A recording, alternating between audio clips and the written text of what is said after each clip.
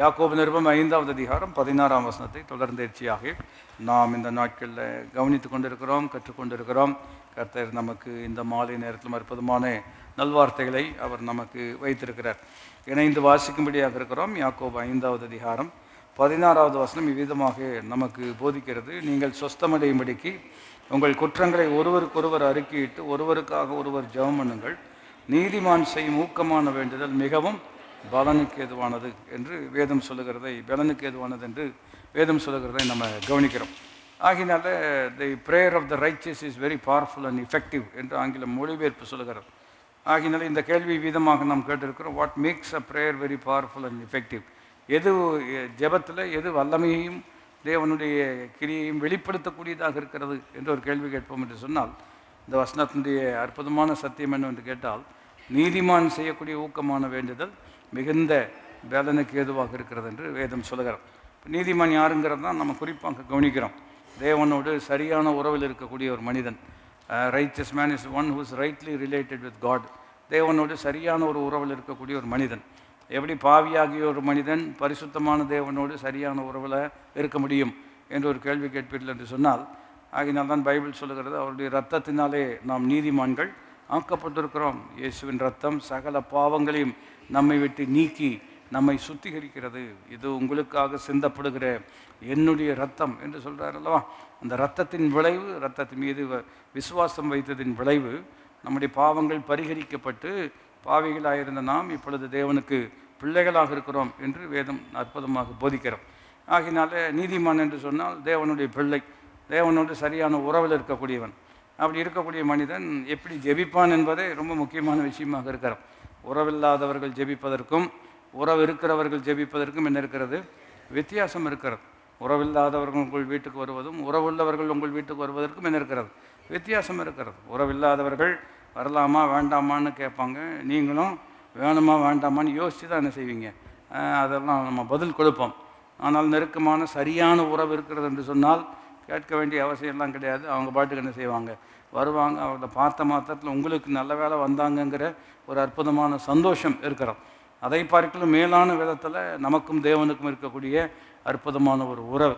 அந்த உறவில் நம்ம கவனிக்கிறோம், நீதிமான் செய்யக்கூடிய ஊக்கமான வேண்டுதல் மிகுந்த பலனுக்கு ஏதுவாக இருக்கிறது. அப்போ அந்த உறவில் தான் எல்லாமே அடங்கி இருக்கிறது என்பதை நம்ம கவனிக்கிறோம்.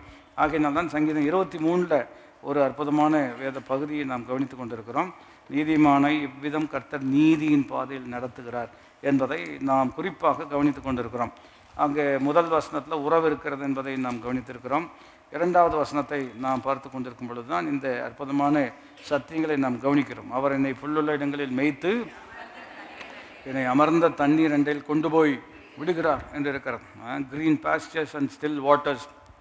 அமர்ந்த தண்ணீர் என்று சொல்லும்போது தண்ணீர் மாத்திரம் அமர்ந்த தண்ணீர் அல்ல, நம்முடைய இருதயத்தில் ஒரு அமெரிக்கையை கர்த்தர் என்ன செய்கிறார்? ஏற்படுத்துகிறார். ஆங்கில மொழிபெயர்ப்பு எப்படி இருக்கிறது என்றால், he makes me lie down என்று இருக்கிறது. He causes me to rest. என்னை இளைப்பாற பண்ணுகிறார் என்று இருக்கிறது இல்லையா? இளைப்பாற பண்ணுகிறார் என்று சொல்லும் பொழுது அந்த இளைப்பாறுதலுக்கான திறவுகோள்கள் தான் இந்த கடந்த வாரங்களில் நம்ம கவனித்து கொண்டிருக்கிறோம். ஒன்று, நம்ம ஏசாயா புஸ்தகத்தில் வாசித்தது போல் 30வது அதிகாரம் 15ஆம் வசனம், நினைப்பூட்டுவதற்காக சொல்கிறேன், மனம் திரும்பி நீங்கள் அமர்ந்திருந்தால் ரட்சிக்கப்படுவீர்கள் என்று இருக்கிறோம். மனம் திரும்பி என்று சொன்னால், if you return to me and rest in me then you will find piece என்று இருக்கிறோம். என்னிடம் திரும்பி வந்து என்னில் நீங்கள் இளைப்பாறுவீர்கள் என்று சொன்னால் உங்களுக்கு என்ன இருக்கிறது? என்னில் நீங்கள் சார்ந்து கொள்வீர்கள் என்று சொன்னால் உங்களுக்கு அமெரிக்கையும் நம்பிக்கையுமே என்னவாக இருக்கும்? பலனாக இருக்கும்னு சொல்கிறார். 2வது நம்ம கவனித்தது வந்து மத்தேயு சுவிசேஷம் 11வது அதிகாரம் 28ஆம் வசனத்திலிருந்து எல்லாரும் தெரிந்த வசனங்கள். வருத்தப்பட்டு பாரம் சுமக்கிறவர்களே என்னிடத்தில் வாருங்கள், அப்பொழுது நான் உங்களுக்கு இளைப்பாறுதல் தருவேன். என் நுகத்தை ஏற்றுக்கொண்டு என்னிடத்தில் கற்றுக்கொள்ளுங்கள், அப்பொழுது உங்கள் ஆத்மாவில் என்ன உண்டாகும்? இளைப்பார். அப்போ முதல் வசனத்தினுடைய விஷயம் என்னவென்றால் கம் டு மீன்னு சொல்கிறார். ஆகினால ஆங்கில வார்த்தைகள் விதமாக இருக்கிற, man will only come to rest into true rest when he comes to rest in God என்று சொல்லுவாங்க. மனிதன் உண்மையான இளைப்பாறுதல் எப்பொழுது அவனுக்கு உண்டாகும் என்று கேட்டால், தேவனிடத்தில் வந்து அவன் என்ன செய்ய வேண்டும்? இளைப்பாற வேண்டும். அது வரைக்கும் அவன் வந்து இளைப்பாறுதலற்ற ரெஸ்ட்லெஸ்னஸ் தான் அவனுடைய வாழ்க்கையில் இருக்கக்கூடியதாக இருக்கிறான். 2வது நம்ம கவனித்தது போல் மத்தேயு சுவிசேஷத்தில் என்னிடத்தில் கற்றுக்கொள்ளுங்கள், அப்பொழுது உங்கள் ஆத்மாவில் என்ன உண்டாகும்? இளைப்பாறுதல் உண்டாகும் சொல்கிறாங்க. அப்போ கோயிலுக்கு வர்றது, ஆலயத்துக்கு வர்றது ரொம்ப சந்தோஷம். இல்லையா? ஆலயத்துக்கு வர்றது வந்தாலே போதும் அப்படின்னு சொல்கிறது என்ன அர்த்தத்தில் சொல்கிறாங்கங்கிறது நம்ம விளங்கிக்கொள்கிறோம். ஆனால் இது ஒரு ஆலயம் என்று வரும்பொழுது தொட்டு கும்பிட்டுட்டு போனால் சரியாயிரும் அப்படிங்கிறது போல் இல்லை. அது ஆரம்ப நிலையில் நம்ம அதை ஏற்றுக்கொள்ளலாம், புரிஞ்சுக்கலாம் ஒரு வகையில். ஆனால் இது எப்படி இருக்கிறது என்று கேட்டால் கற்றுக்கொள்ளக்கூடிய ஒரு இடமாக இருக்கிறது இல்லையா? சீஷர்கள் என்று பெயருக்கு அர்த்தமே என்னவென்று கேட்டால் அவர்கள் கற்றுக்கொள்ளக்கூடியவர்கள் என்று இருக்கார். அப்போ புதிய ஏற்பாட்டினுடைய அழைப்பின் நோக்கம் கவனிப்பீர்கள் என்று சொன்னால், நீங்கள் சீஷராக இருக்க வேண்டும், சீஷர்களை என்ன செய்ய வேண்டும்? உருவாக்க வேண்டும் இல்லையா? எவ்ரி சேவ்டு பர்சன் மஸ்ட் சர்வ்ங்கிறது. ரட்சிக்கப்பட்ட ஒவ்வொருவரும் கட்டாயம் ஊழியம் செய்ய வேண்டும் என்பதில் எந்த விதமான சந்தேகம் கிடையாது. இன்னொரு வகையில் சொல்ல வேண்டும் என்றால் வி ஆர் சேவ்டு டு சர்வ்னு சொல்லலாம். அதாவது சேவை செய்வதற்காகவே கர்த்தர் நம்ம என்ன செய்திருக்கிறார்? ரட்சித்திருக்கிறார். அதில் ஒரு பெரிய பங்கு எங்கே இருக்கிறது என்று கேட்டால் கற்றுக்கொள்ளவும் கற்றுக் கொடுக்கவும் இணைந்து சொல்ல முடியாது இருக்கிறோம். கற்றுக்கொள்ளவும் கற்றுக் கொடுக்கணும். இடையில் ஒரு முக்கியமான அம்சம் பல முறை நாம் நினைவுபடுத்தியிருக்கிறோம். கற்றுக்கொள்ள வேண்டும், கடைபிடிக்க வேண்டும், கற்றுக் கொடுக்க வேண்டும். காலத்தை பார்த்தால் நீங்கள் எல்லாரும் எப்படி இருக்க வேண்டும்? போதகராக இருக்க வேண்டும் என்று சொன்னால் நீங்கள் உங்களுக்கு அறிந்ததை கடைபிடித்ததை என்ன செய்ய வேண்டும்? கற்றுக் கொடுக்கக்கூடியவர்களாக இருக்க வேண்டும் என்பதுதான் அதனுடைய அடிப்படையான கருத்து. அப்போ மறுபடியும் குறிப்பை சொல்ல வேண்டும் என்று சொன்னால், கற்றுக்கொள்ளுங்கள், அப்பொழுது உங்கள் ஆத்மாவில் என்ன உண்டாகும்? இளைப்பாறுதல் உண்டாகும்னு சொல்கிறார். அப்போ கற்றுக்கொள்ளலை அப்படின்னு சொன்னோம்னா என்ன நடக்கும்னா, பல வருஷங்கள் வந்தாலும் எந்த விதமான பெரிய மாற்றங்கள் எல்லாம் என்ன செய்யாது, இருக்கவே இருக்காது. ஆனால் அவங்க எவ்விதம் சொல்லலாம் என்று கேட்டால் லாயல்ட்டி இருக்கிறது. அதாவது தவறாமல் வந்துடுவாங்க, அதில் அவங்கள மெச்சிக்கலாம். ஆனால் மறுபடியும் படிக்கலை அப்படின்னு சொன்னோம்னா, கற்றுக்கொள்ளவில்லை என்று சொன்னால் தவறாமல் வருவதை மெச்சிக்கொண்டாலும் கற்றுக்கொண்டால் மாத்திரமே மாற்றங்கள் உண்டாகும். பல முறை சொன்ன உதாரணத்தை மறுபடியும் நினைப்பூட்ட வேண்டும் என்று சொன்னால், இல்லையா, ஸ்கூலில் ஜூன்லேருந்து மார்ச் வரைக்கும் ஒரு நாள் கூட லீவு போடாமல் போயிட்டார். ஆனால் 5 பாடத்துலையும் ஃபெயில் ஆகிட்டாருன்னா அவர் என்னன்னு சொல்லலாம் இல்லையா? நான் சொல்ல விளங்கிக் கொள்ள முடிகிறதா? 100% அட்டண்டன்ஸுக்கு அவருக்கு அவார்டு கொடுத்தாங்க. ஆனால் ப்ரோக்ரஸ் கார்டு வரும்பொழுது 5 பாடத்திலும் ஃபெயில் அப்படின்னா எப்படி நீங்கள் அதை நிதானிக்கிறீர்கள்? அப்போ தவறாமல் ஸ்கூலுக்கு வந்துடுறாருங்கிறதுல மெச்சிக்கொள்ளணும். ஆனால் ஸ்கூல் வர்றதே எதுக்கு அப்படின்னு கேட்டிங்கன்னா கற்றுக்கொள்வதுக்கு தானே. இப்போ கற்றுக்கொள்ளலை அப்படின்னு சொன்னோம்னா வர்றது ஒரு பக்கம் நன்மையாக இருந்தாலும் கற்றுக்கொண்டால் தான் கரை சேர முடியும் இல்லையா? ஆகினால அவர் சொல்கிறார், கற்றுக்கொள்ளுங்கள், அப்பொழுது உங்கள் ஆத்மாவில் இளைப்பாறுதல் உண்டாகும் என்று சொல்வதை நம்ம கவனிக்கிறோம். அப்போது அவரிடத்தில் வருவது, அவரிடம் கற்றுக்கொள்வது. அப்போ தான் மூணாவது திறவுகோள் நாம் இன்றைக்கு கவனிக்க வேண்டும் என்று சொன்னால், எபிரேயர்கள் நிருபம் 4வது அதிகாரத்தில் கடைப்பிடிப்பது அல்லது செயல்படுத்துவது அல்லது கீழ்ப்படிவது. ஞாயிற்றுக்கிழமை மாலைகளில் கடந்த வாரங்களிலெல்லாம் நாம் இந்த கீழ்ப்படிதலை குறித்து பல விதங்களில் பல கோணங்களில் அற்புதமான வார்த்தைகளை நாம் கவனித்து கொண்டிருக்கிறோம். பாருங்கள், there is a demonic dimension to disobedience என்பதை நாம் கவனித்திருக்கிறோம். கீழ்ப்படியாமைக்கும் பிசாசுனுடைய கிரியைகளுக்கும் என்ன இருக்கிறது? மிகப்பெரிய ஒரு சம்பந்தம் இருக்கிறது. நம்ம நினைக்கிறோம் கீழ்ப்படியாமல் அது என்ன எல்லாத்துக்குமே இருக்கிறது தானே? இல்லை. கீழ்ப்படியாத இடத்துல கிரியை செய்கிற ஆவிக்கேற்ற அந்த அந்தகார பிரபுன்னு இருக்கிறதல்லவா, எபேசியர் 2:2. அப்போ அதனுடைய ஆளுகை இருக்கிறது என்பதை நம்ம விளங்கிக் கொள்ள வேண்டும். அப்போ இன்னொரு கோணத்தில் சொல்ல வேண்டும் என்று சொன்னால், அவன் தன் செய்கையில் எப்படி இருப்பான்? பாக்கியவானாக இருப்பான் என்று வேதம் சொல்லுகிறத நம்ம கவனிக்கிறோம். அப்போ எபிரேயர் 4வது அதிகாரத்தில் நாம் பார்ப்போம் என்று சொன்னால் 11ஆம் வசனம் தான் நமக்கு திறவுகோள். ஆனால் நம்ம முதல் 2 வசனங்களையும் கவனிப்பது அவசியம். 11 முதலாவது வாசித்து விடுவோம். ஆகையால் அந்த திருஷ்டாந்தத்தின்படி ஒருவனாகவும் கீழ்ப்படியாமையினை விழுந்து போகாதபடிக்கு நாம் இந்த இளைப்பாறுதல் பிரவேசிக்க ஜாக்கிரதையாக இருக்க கடவோம் என்று சொல்கிறார். என்னிடத்தில் வாருங்கள், நான் உங்களுக்கு என்ன தருவேன்? இளைப்பாறுதல் தருவேன். கற்றுக்கொள்ளுங்கள், அப்பொழுது உங்கள் ஆத்மாவில் இளைப்பாறுதல் உண்டாகும். ஆகினால எப்படி இருக்கிறது என்று நாம் கவனிப்போம் என்று சொன்னால், நாம் இந்த இளைப்பாறுதல் பிரவேசிக்க எப்படி இருக்க வேண்டும்? ஜாக்கிரதையாக இருக்கணும் அப்படின்னு சொல்ல, be diligent to enter into the ரெஸ்ட்னு இருக்கிறார். அப்போ இது எவ்விதம் செயல்படுகிறது என்பதை கவனிப்பது ரொம்ப ரொம்ப அவசியம். அப்போ 1ஆம் வசனத்தை நீங்கள் கவனித்து பார்த்தீங்கன்னா அங்கே ஒரு வாக்குத்தத்தம் இருக்கிறது. என்ன வாக்குத்தத்தம்? ஆனபடினாலே அவருடைய இளைப்பாறுதல் பிரவேசிப்பதற்கு ஏதுவான வாக்குத்தத்தம் நமக்கு உண்டாயிருக்க, உங்களில் ஒருவனும் அதை அடையாமல் பின்வாங்கி போனவனாக காணப்படாதபடிக்கு பயந்திருக்க கடவோம். அப்படின்னா வாழ்க்கையை பயத்திலே ஓட்டணும் அந்த அர்த்தத்தில் அது சொல்லப்படலை இல்லையா? பிரசங்கிக்கிற நானே ஆகாதவனாய் போகாதபடிக்கு அந்த ஜாக்கிரதையினுடைய கண்ணோட்டத்தில் தான் என்ன செய்யப்படுகிறது? அந்த வார்த்தை சொல்லப்படுகிறது. அப்போ மறுபடியும் இதில் கவனிக்க வேண்டிய விஷயம் என்னவென்று கேட்டால், வாக்குத்தத்தம் இருக்கிறது, ஆனால் அடையாமல் போயிடக்கூடாதுன்னு சொல்கிறார். அதனால தான் கொரிந்திய நிருபத்தில் பவுல் சொல்லும் பொழுது, ஓட்ட பந்தயத்தில் ஓடுகிறவர்கள் எல்லாரும் தான் ஓடுவாங்க, ஆனால் நீங்கள் எப்படி ஓட வேண்டும்? பெற்றுக்கொள்ளத்தக்கதாக ஓட வேண்டும் என்று சொல்கிறார். அப்போ நமக்கு நியமிக்கப்பட்ட ஓட்டத்தில் ஓட வேண்டும் என்று இருக்கிறது. பாருங்கள், மல்யுத்தம் பண்ணக்கூடியவன் பிரமாணத்தின்படி அவன் செய்யணும். அப்போ தான் அதில் என்ன செய்ய முடியும், ஜெயிக்க முடியும். இவைகளெல்லாம் ரொம்ப முக்கியமான விஷயங்கள். அப்போ குறிப்பு என்னவென்று கேட்டால், வாக்குத்தத்தம் இருக்கிறது, அடையாமல் போவதற்கும் என்ன இருக்கிறது, வாய்ப்புகள் இருக்கிறது. இன்னொரு கோணத்தில் அதை சிறப்புப்படுத்த வேண்டும் என்று சொன்னால், எல்லா வாக்குத்தத்தங்களும் கிறிஸ்துவுக்கு ஆமென்றும் ஆமீன் என்றும் இருக்கிறது. அப்போ ஆட்டோமேட்டிக்காக நிறைவேறணும் தானே அப்படின்னு சிலர் நினைக்கிறாங்க. ஆட்டோமேட்டிக்கலாக நிறைவேறாதுங்கிறது தான் பிரமாணம். அதில் நம்முடைய பொறுப்பு இருக்கிறது, நம்முடைய ஒத்துழைப்பு இருக்கிறது, நம்முடைய கீழ்ப்படிதல் இருக்கிறது. இவைகளெல்லாம் மிகவும் அவசியம் என்பதை வேதம் போதிக்கிறோம். அப்போது அடையாமல் போவதற்கு வாய்ப்பு இருக்கிறதா அப்படின்னு கேட்டால் இருக்குது. அடுத்த வசனத்தில் நீங்கள் கவனித்து பார்த்தீங்கன்னா, பழைய ஏற்பாட்டில் மிகப்பெரிய ஒரு உதாரணம் அங்கே தான் இருக்கிறது. ஏனெனில் சுவிசேஷம் அவர்களுக்கு அறிவிக்கப்பட்டது போல நமக்கும் அறிவிக்கப்பட்டது இல்லையா? அப்போ சுவிசேஷம்னா நல்ல செய்தி.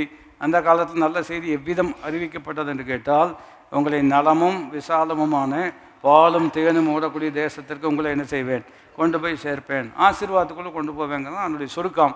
புதிய ஏற்பாட்டுக்குள்ளே வரும் பொழுது உங்களை ஆசீர்வதிப்பதற்காகவே கிறிஸ்துவை முதலாவது உங்களிடத்தில் என்ன செய்தார், உங்கள் அக்கிரமங்களை நீக்கி உங்களை ஆசீர்வதிப்பதற்காகவே கிறிஸ்துவை முதலாவது உங்களிடத்தில் என்ன செய்திருக்கிறார், அனுப்பியிருக்கிறார்னு அப்போஸ்தலர் 3 கடைசியில் இருக்கிறார். அப்போது குறிப்பு என்னவென்று கேட்டால், சுவிசேஷம்னா என்னது, நல்ல செய்தி. புதிய ஏற்பாட்டினுடைய கான்டெக்ஸ்டில் கவனிப்போம் என்று சொன்னால், what is the good news, சுவிசேஷம் என்றால் நல்ல செய்தின்னா என்ன நல்ல செய்தி அப்படின்னு சில நேரத்தில் இப்படி கேட்பாங்கல்லவா, do you want the good news first or the bad news ஃபர்ஸ்ட்பாங்க, கேட்டிருக்கீங்களா? அப்படி ஒரு எக்ஸ்பிரஷன் இருக்கிறோம். ஆனால் திஸ் இஸ் குட் நியூஸ், இது நல்ல செய்தி. என்ன நல்ல செய்தி? ஒரு தேவ ஊழியர் அற்புதமாக அதை எளிமைப்படுத்தி இருக்கிறார். ஸ்பர்ஜன் என்று சொல்லக்கூடியவர் எப்படி சொல்லியிருக்கிறாருன்னா, what Jesus did, what Jesus is doing and whatever Jesus is going to do, everything is good.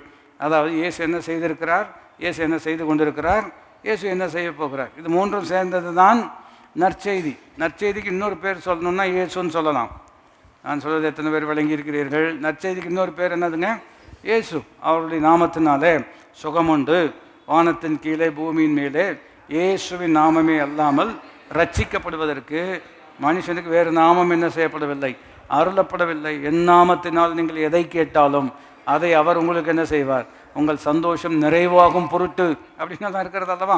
அப்போ குறிப்பு என்னவென்று கேட்டால், சுவிசேஷம் என்று சொன்னால் அவர்களுக்கு அறிவிக்கப்பட்டது போல நமக்கும் என்ன செய்யப்பட்டிருக்கிறது, அறிவிக்கப்பட்டிருக்கு. இன்னொரு கோணத்திலும் அதை சிறப்புப்படுத்த வேண்டும். எப்படி என்று கேட்டால், அந்த எகிப்திலிருந்து இதை கானான் தேசத்துக்குள்ளே வர்றாங்கல்லவா, அதுவே ஒரு சுவிசேஷ, அதாவது ரட்சிப்பினுடைய அனுபவத்திற்கு ஒரு நிழலாக இருக்கிறது என்பதையும் வேதத்தில் நம்ம கவனிக்க முடியும்.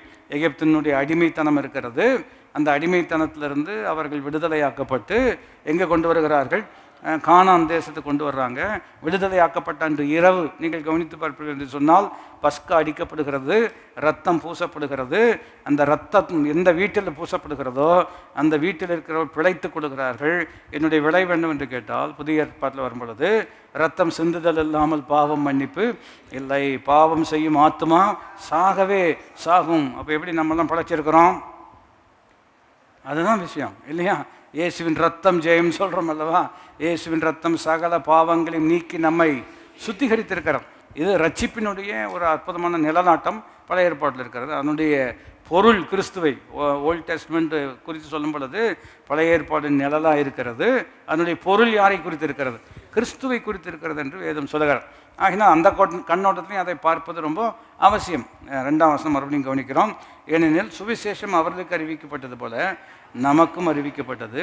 கேட்டவர்கள் விசுவாசம் இல்லாமல் கேட்டபடினால் அவர்கள் கேட்ட வசனம் அவர்களுக்கு பிரயோஜனப்படல. அதாவது இட் டிட் நாட் ப்ராஃபிட் தம்னு, அவர்களுக்கு லாபகரமாக இல்லை. அப்போ சுவிசேஷம் அறிவிக்கப்பட்டது. கேட்டாங்களா? கேட்டாங்க. பின்ன ஏன் அவங்களுக்கு உபயோகமாக இல்லை அப்படின்னு சொன்னோம்னா, ஒரு வார்த்தை சொல்கிறார், விசுவாசம் இல்லாமல் கேட்டார். விதைக்கிறனுடைய உமைக்கும் இங்கே கொஞ்சம் இணைப்பு இருக்கிறது. சந்தோஷத்தோடு கேட்கிறார்கள், சந்தோஷத்தோடு ஏற்றுக்கொள்கிறார்கள். வெயில் வந்தோடனே அப்படியே காஞ்சி போயிடுறாங்க. அப்படி இருக்கிறது அல்லவா? இவங்க எல்லாருமே வசனத்தை கேட்டவர்கள் தான் இல்லையா? கேட்டு உணராது இருந்தார்கள். அப்புறம் வழி அருகே, ஏன்னா அதனுடைய விளக்கம் இருக்கிறது. சந்தோஷமாக கேட்டாங்க, ஆனால் வேறு இல்லாதனால வெயில் வந்தோடனே என்ன செஞ்சிட்டாங்க, காஞ்சி போயிட்டாங்க. இன்னொரு ஆளும் சந்தோஷமாக தான் கேட்டார். சந்தோஷமாக கேட்டு வீட்டுக்கு போனதுக்கப்புறம் பிற காரியங்களை குறித்ததான இச்சை நெருக்கினதின் விளைவு அவர்களும் என்ன செய்யாமல் பலன் இல்லாமல் போனார்கள். கடைசியில் உள்ளவங்க காத்து இல்லையா, கேட்டு பொறுமையோடு காத்து நல்ல பலன் கொடுக்கிறார்கள். அப்போ அதை மனசில் வச்சுட்டு தான் இந்த 2ஆம் வசனத்தை மறுபடியும் வாசிக்கணும். விசுவாசம் இல்லாமல் கேட்டார்கள் அப்படின்னு சொன்னோம்னா, மறுபடியும் விசுவாச பிரமாணம் ரொம்ப ரொம்ப முக்கியம். பல முறை பல தடவை நம்ம கவனித்திருக்கிறோம். இருந்தாலும் ஒவ்வொரு தடவையும் ரீஎன்ஃபோர்ஸ்மெண்ட்டு தான். அதனால தான் சப்ஜெக்ட் ரொம்ப தெளிவாயிரும் உங்களுக்கு. இதை விசுவாசம்னு சொன்னாலே எப்படி தான் வரும்? கேள்வினால தான் வரும் இல்லையா? விசுவாசம் கேள்வியில் ஆரம்பித்து கீழ்ப்படிதலில் முடியக்கூடியதாக நிறைவேறக்கூடியதாக இருக்கிறது. மறுபடியும் அதை சொல்லும்படியாக விரும்புகிறேன். விசுவாசம் கேள்வியில் ஆரம்பித்து கீழ்ப்படிதல்ல. நிறைய பேர் கேட்டதில் அப்படியே நிறுத்திடுவாங்க. அந்த ஊமையில் நீங்கள் அதை இணைச்சி பார்க்கலாம். கேட்குறதோடு நின்றுறாங்க. ரெண்டாவது வந்து கேட்டதை புரிந்து கொள்ள வேண்டும் என்பது ரொம்ப ரொம்ப முக்கியம் இல்லையா? பல முறை இதெல்லாம் திரும்பி ரெப்பிட்டேஷன் தான் இல்லையா? நான் சொல்கிறது கேட்குதா அப்படின்னு அது வந்து ஒரு கேள்வி. நான் சொல்வது புரிகிறதா என்று சொல்வது இன்னொரு கேள்வி. புரிஞ்சதை வச்சு என்ன பண்ண போகிறீங்கிறது அடுத்த நிலை இருக்கிறது. இது எல்லாமே ஒன்றோடு ஒன்று தொடர்பு. கேட்கலன்னா புரியாது, புரியலைன்னா செயல்பட முடியாது, செயல்பட முடியலன்னா வெற்றி பெற முடியாது. இது எல்லாமே ஒன்றோடு ஒன்று என்ன செய்யப்பட்டிருக்கிறது. எந்த இடத்துல நமக்கு மிஸ் ஆகுதுன்னு கொஞ்சம் என்ன செய்யணும், கவனிக்கணும். எத்தனை பேருக்கு நான் சொல்வது விளங்கிக் கொள்ள முடியும்? இப்போ உதாரணத்துக்கு இப்போது டெக்னாலஜியெல்லாம் ரொம்ப அற்புதமாக டெவலப் ஆனதுக்காக ஆண்டவருக்கு நன்றி. ஆர்டர் கொடுத்த மாத்திரத்தில் ஆர்டர் ரிசீவ்னு வருது, ஆர்டர் பிக்கப் பண்ணுறாங்கன்னு வருது. அவர் அந்த சின்ன ஸ்கூட்டர் இருக்கிறது அல்லவா, அவர் எங்கே வந்துட்டுருக்கிறாருன்னு நீங்கள் பார்த்துட்டே இருக்கிறீங்க அல்லவா, கரெக்டாக பார்த்துட்டு உங்கள் ரோட்டுக்கு வந்தோடனே நீங்கள் வெளியில் போய் நின்று வாங்கிக்கிறீங்க. அது மாதிரி விசுவாசத்தில் இன்றைக்கி பிரசங்கம் கேட்டு ஸ்கூட்டர் எங்கே நின்றுட்டுருக்குன்னு பார்க்கணும். இது வரைக்கும் கேட்ட பிரசங்கமெல்லாம் ஸ்கூட்டர் ஸ்டார்ட் ஆச்சான்னு என்ன செய்யணும், நான் சொல்ல விளங்கிக் கொள்ள முடிகிறது தான். அப்போது அந்த ஸ்விக்கிக்காரர் வந்து ஒரு இடத்துல நின்றுட்டாருன்னு சொல்லி நீங்கள் அதை பார்த்தோன்னே என்ன சொல்கிறீங்க, இதனால் எதுக்கு அங்கே நிற்கிறான் அப்படின்னு சொல்கிறாங்க. உடனே ஒரு ஃபோன் வேறு இல்லையா, எதுக்கு அங்கே நிற்கிறீங்க அப்படின்ட்டு இல்லையா. அந்த ஆளும் ஃபோன் எடுத்து இல்லைங்க வந்துடுறேன், டயர் பஞ்சர் ஆகிடுச்சு, ஏதோ வாட்டவர் ஏதோ ஒன்று சொல்கிறார் அல்லவா. எப்படி இதை நம்ம ஆரம்பம் முதல் கைக்கு வர்ற வரைக்கும் எவ்வளோ கவனமாக நம்ம கவனிக்கிறோம் அல்லவா. அதை காட்டிலும் மனுஷன் அப்பத்தினால் மாத்திரமில்லை தேவனுடைய வாயிலிருந்து புறப்படும். அப்போ இவங்க வாக்கு தத்தமெல்லாம் இருக்குது, ஆனால் இவங்க வாழ்க்கையில் ஒன்றுமே என்ன செய்யலை, நிறைவேறவே இல்லை. இன்னொரு வகையில் சொல்ல வேண்டும் என்று சொன்னால் 6 லட்சம் புருஷர்கள் இருக்கிறார்கள். அதில் வந்து 2 பேர் தான் இளைப்பாறுதலுக்குள்ளே என்ன செஞ்சுருக்காங்க, பிரவேசித்திருக்கிறாங்க. பல காரணங்கள், பல பிரச்சனைகள் இருக்கிறது. அப்படின்னா 5,99,998 பேர் ஃபெயில் ஆகிருக்கிறாங்க. இவங்களுக்கெல்லாம் நம்ம சொன்ன உதாரணம், ஸ்கூட்டர் எங்கே நின்றுச்சுன்னே தெரியல. நான் சொல்ல விளங்கிக் கொள்ள முடிகிறது தான். கேட்டாங்களா? ஆமாம் கேட்டாங்க. எகிப்துலேருந்து வெளியே வந்தாங்களா? ஆமாம் எகிப்துலேருந்து தானே என்ன செஞ்சாங்க, வெளியில் வந்தாங்க. மண்ணா சாப்பிட்டாங்களா? மாதம் மாதம் கம்மின்னு எடுத்துருவாங்க. நான் சொல்ல பிடிக்கிறது தான், அதெல்லாம் கரெக்டாக பண்ணிடுவாங்க இல்லையா. அப்புறம் ஆலயம் கட்ட வேண்டும், காணிக்கை கொடுத்தோம்னா அதையும் கொடுத்துருவாங்க. ஆனால் போய் மாத்திரம் சேர மாட்டாங்க. நான் சொல்கிறது அப்போ எங்கேயோ ஒரு இடத்துல என்ன செய்கிறது, இதை நம்ம குறையாக நம்ம சொல்கிறதில்ல. இவைகள் நமக்கு திருஷ்டாந்தங்களாக எழுதப்பட்டிருக்கிறது. அன்றைக்கு அவர்களுக்கு சம்பவித்தது, கடைசி நாட்களில் வாழக்கூடிய நமக்கு இது எச்சரிக்கையாக என்ன செய்யப்பட்டிருக்கிறது, எழுதப்பட்டிருக்கிறது. ஆகினால்தான் பவுலே சொல்லும்போது எப்படி சொல்லுகிறார் என்று கேட்டால், பிரசங்கிக்கிற நானே ஆகாதவனாய் போகாதபடிக்கு என் சரீரத்தை ஒடுக்கி அதை நான் என்ன செய்கிறேன், கீழ்ப்படுத்துகிறேன் என்ன சொல்கிறார். அப்போ குறிப்பு என்னவென்று கேட்டால், அவர்கள் விசுவாசம் இல்லாமல் கேட்டபடினால அவர்கள் கேட்ட வசனம் அவர்களுக்கு என்ன செய்யவில்லை. அப்போ இன்றைக்கி அதுதானே நமக்கு பெரிய சவாலாக இருக்கிறது. ஏகப்பட்ட பிரசங்கங்கள் இருக்கிறது அல்லவா. 24 மணி நேரம் நீங்கள் பிரசங்கம் கேட்கணும் அப்படின்னு சொன்னீங்கன்னா 24 மணி நேரம் உங்களுக்கு கேட்பதற்கு எல்லா வசதிகளும் இருக்கிறது இல்லையா. 24/7 வேர்டு அப்படின்னெல்லாம் நிறைய வச்சுருக்கிறாங்க. ரொம்ப சந்தோஷம்தான். ஆனால் பாருங்கள், இங்கே இந்த நிறைவு ஏற்பட வேண்டும் என்பது ரொம்ப ரொம்ப முக்கியம். அப்போது கேள்வியில் ஆரம்பிக்கிறது, எதில் தான் நிறைவு பெறுகிறது, செயலில் தான், கீழ்ப்படிதலில் தான் என்ன செய்கிறது, நிறைவு பெருகக்கூடியதாக இருக்கிறது. அதனால தான் கடந்த வாரங்களில் கீழ்ப்படிதலில் என்ன பிரச்சனை நமக்கு இல்லையா, இது தெரியுமா, நல்லதுன்னு தெரியுமா, தெரியும், அப்புறம் ஏன் செய்ய மாட்டேங்கிறீங்க, அதுதான் எனக்கே தெரிய மாட்டேங்குது. அப்போ வேறு ஏதோ ஒரு பிரச்சனை இருக்குதுன்னு நமக்கு தெரியும். மன்னிக்கணும்னு தெரியுமா, தெரியும், அப்புறம் ஏன் மன்னிக்க மாட்டேங்கிறீங்க, அது எப்படிங்க மன்னிக்க முடியும் அப்படின்னு ஒருத்தர் கேட்குறாரு. அவர் கேட்குறதுல சரி கேள்வி கேட்கட்டும், விளக்கம் என்ன செய்யலாம், சொல்லலாம்.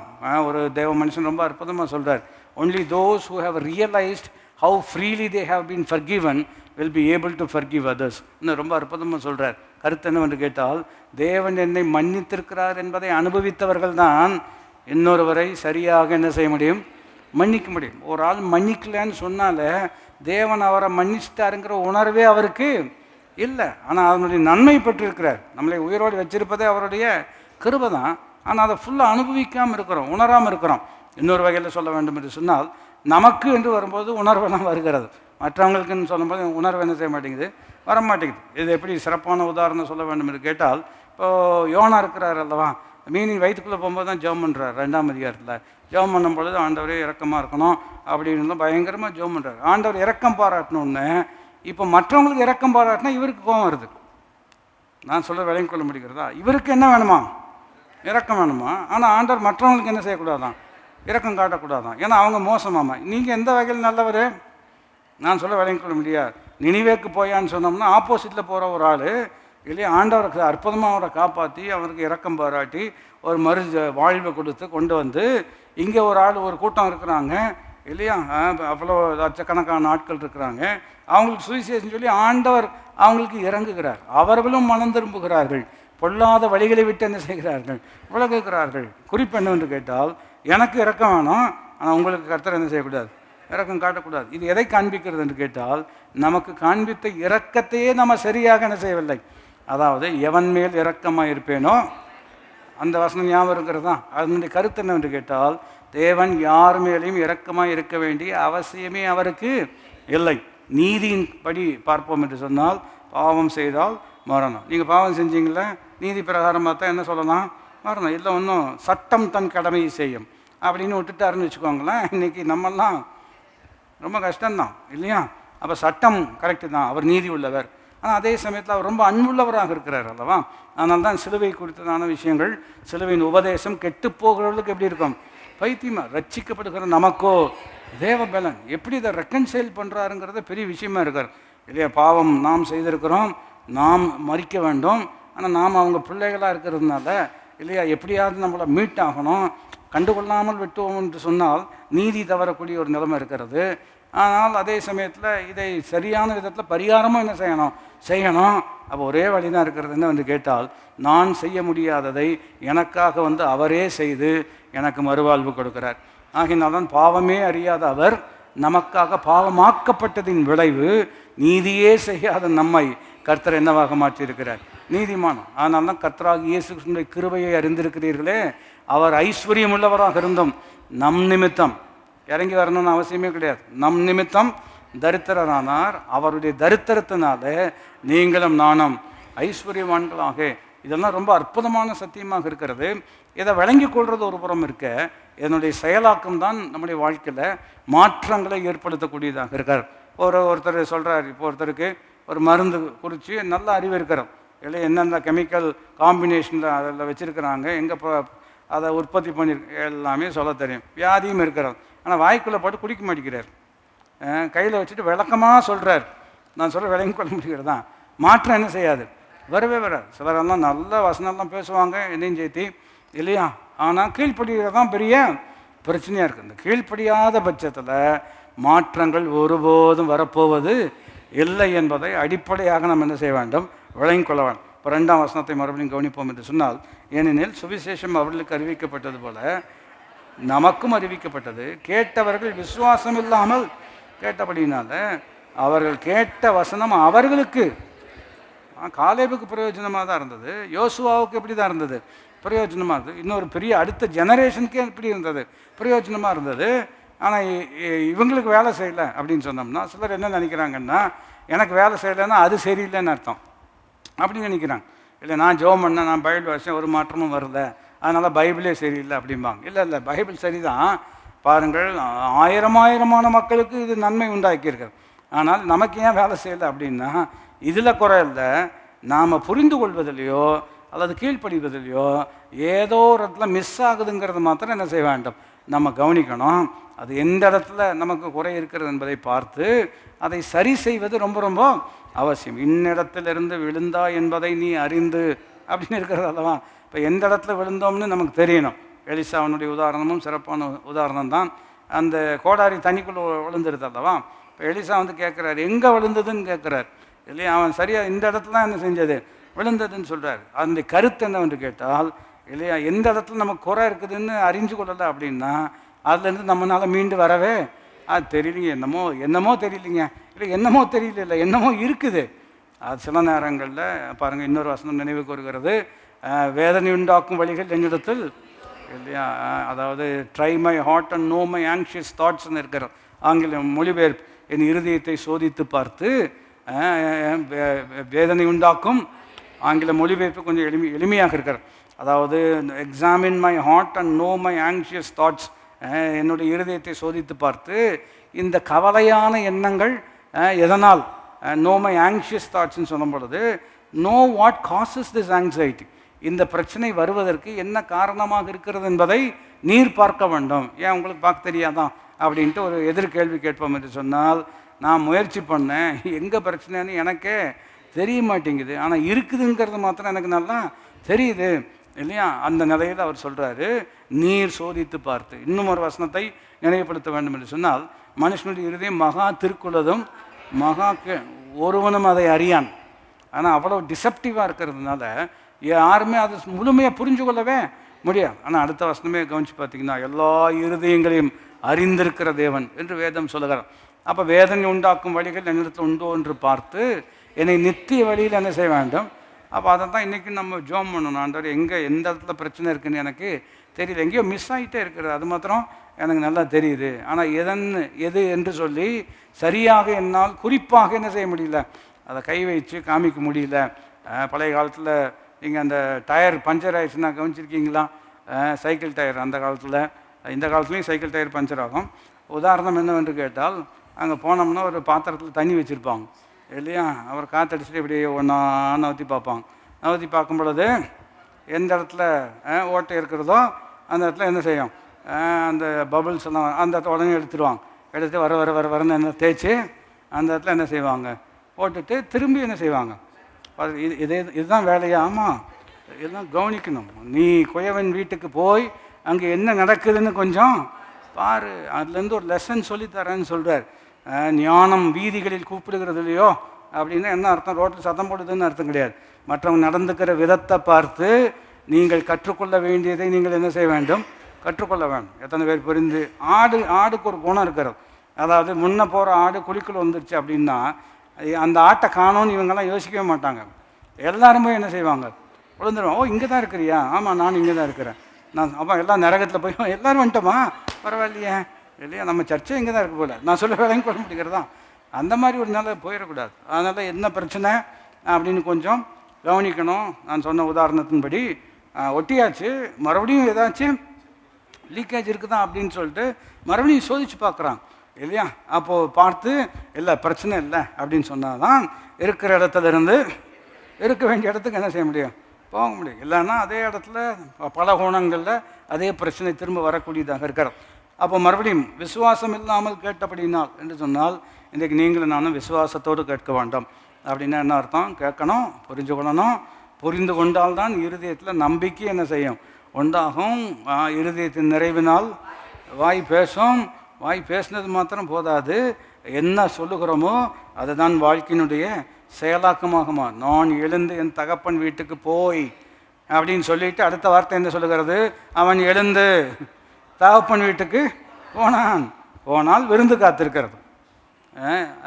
சும்மா எழுந்து தகப்பன் வீட்டுக்கு போய் நாளைக்கு போகலாம், இப்போ என்ன அவசரம் அப்படின்னா பண்ணிக்கு கிடைக்கிறது கூட ஏற்கனவே கிடைக்கல இல்லையா. அப்போ தான் உணர்வு வருகிறது. நான் சொல்வதெல்லாம் நீங்கள் விளங்கியிருக்கிறீர்கள் என்று நம்புகிறேன். அப்போ செயலாக்கத்தில் வரல அப்படின்னு சொன்னோம்னா பெருசாக மாற்றங்களெல்லாம் என்ன செய்யாது. இன்றைக்கி பிரசங்க குறைவல்ல, பிரசங்கத்துக்கு கீழ்ப்படிதல்ல தான் என்ன இருக்கிறது, குறைவு இருக்கிறது. பைபிள் குறைவல்ல, வேத வசனங்களுக்கு குறைவல்ல. இன்றைக்கி இருக்கக்கூடிய மிகப்பெரிய சவால் என்னவென்று கேட்டால், கேட்ட வார்த்தைக்கு கீழ்ப்படிவதில் தான் நமக்கு என்ன இருக்கிறது, மிகப்பெரிய ஒரு குறை இருக்கிறது. அந்த குறையும் கர்த்தர் கட்டாயம் நிவர்த்தி செய்வார். கீழ்ப்படிவதற்கும் அவர் தான் நமக்கு என்ன கொடுக்குறார், பலன் கொடுக்குறார். அப்போது 2ஆம் வசனத்தில் நம்ம கவனிக்கிறோம், அவர்கள் கேட்ட வசனம் அவர்களுக்கு என்ன செய்யவில்லை, பிரயோஜனம். வசனம் நல்லது தான், வசனம் பிரயோஜனம் உள்ளது. ஆனால் உங்களுக்கு வேலை செய்யணும் அப்படின்னு சொன்னால், நீங்கள் நமக்கு கொடுக்கப்பட்டிருக்கிற பொறுப்பை நாம் தான் என்ன செய்யணும், நிறைவேற்ற வேண்டும் என்பது ரொம்ப ரொம்ப முக்கியம். அந்த நிறைவேற்றுவதில் தான் 11ஆம் வசனம் வருகிறது. அங்கே தான் அந்த குறிப்பிட்ட வார்த்தையை நாம் கவனிக்கும்படியாக இருக்கிறோம். ஆகையால் அந்த திருஷ்டாந்தத்தின்படி ஒருவனாகிலும் கீழ்ப்படியாமையினாலே, அப்போ வீழ்ச்சி எதனால் வருகிறது, சிம்பிளாக தானே போட்டுருக்கிறது, கீழ்ப்படியாமையினாலே விழுந்து போகாதபடிக்கு. அப்போ வீழ்ச்சி எதனால் வருகிறது, விஷயம் தெரியாமல் இருக்கிறதுனால அல்ல இல்லையா. பாவம் அவர் இக்னரண்ட்டுங்க, அவருக்கு விஷயமே தெரியாது, அதனால தான் தோத்துட்டாரு. இல்லை இவங்களுக்கெல்லாம் விஷயம் தெரியாமல் தோக்கலை, விஷயம் தெரிஞ்சும் செய்யாமல் போனதுனால தான் தோல்வி. இன்னொரு கோணத்தில் உதாரணப்படுத்தும்படியாக விரும்புகிறேன். அதாவது 7 வருஷம் பஞ்சம் வரும், 7 வருஷம் பூரணம் இருக்கும், 7 வருஷம் என்ன இருக்கும், பஞ்சம் இருக்குன்னு அந்த பிரமாணம் கவனிக்கிறோம் அல்லவா. அப்போது இது வந்து அன்னைக்குள்ள மிகப்பெரிய நியூஸ். இப்போ எப்படி யுத்தம்னு வந்த உடனே எல்லா நியூஸ் சேனலும் அதான சொல்கிறாங்க, அது மாதிரி அன்னைக்கு யோசேப்பு சொன்னது எல்லா பக்கம் அதுதான் ஹெட்லைன்ஸே என்ன தான் இல்லையா. இப்போ 2026 அடுத்த 7 வருஷத்துக்கு ஆமாம் பூரணம் இருக்கும், அதுக்கப்புறம் 7 வருஷத்துக்கு தண்ணி கிடைக்காது, பெட்ரோல் கிடைக்காது. நான் சொல்கிறது புரிகிறது தான். அந்த மாதிரி நியூஸ் வந்த உடனே இது வந்து எல்லாருக்கும் தான் என்ன செய்யும் தெரியும். அப்போ யார் ஒரு புதுசாக பிரதம மந்திரியாக மாறி இருக்கிறாரு அப்படின்னு பார்த்தா யோசேப்பு. அப்படி என்ன தான் சொன்னார் அப்படின்னா அவர் சொல்கிறார் 20% என்ன செய்யணும், சேர்த்து வைக்கணும். இதுவும் எல்லாருக்கும் தெரிஞ்ச நியூஸ் தான். ஏன்னா அங்கங்கே என்ன கட்டுறாங்க, மிகப்பெரிய பாருங்கள் இல்லையா, குடோன்ஸ் எல்லாம் என்ன செய்கிறாங்க, கோடவுன் எல்லாம் கட்டுறாங்க. இதெல்லாம் பார்க்கும்பொழுது மக்கள் புரிஞ்சுக்கிறாங்க, ஓ உண்மையாகவே இதை என்ன செய்கிறாங்க, சேர்த்துறாங்க.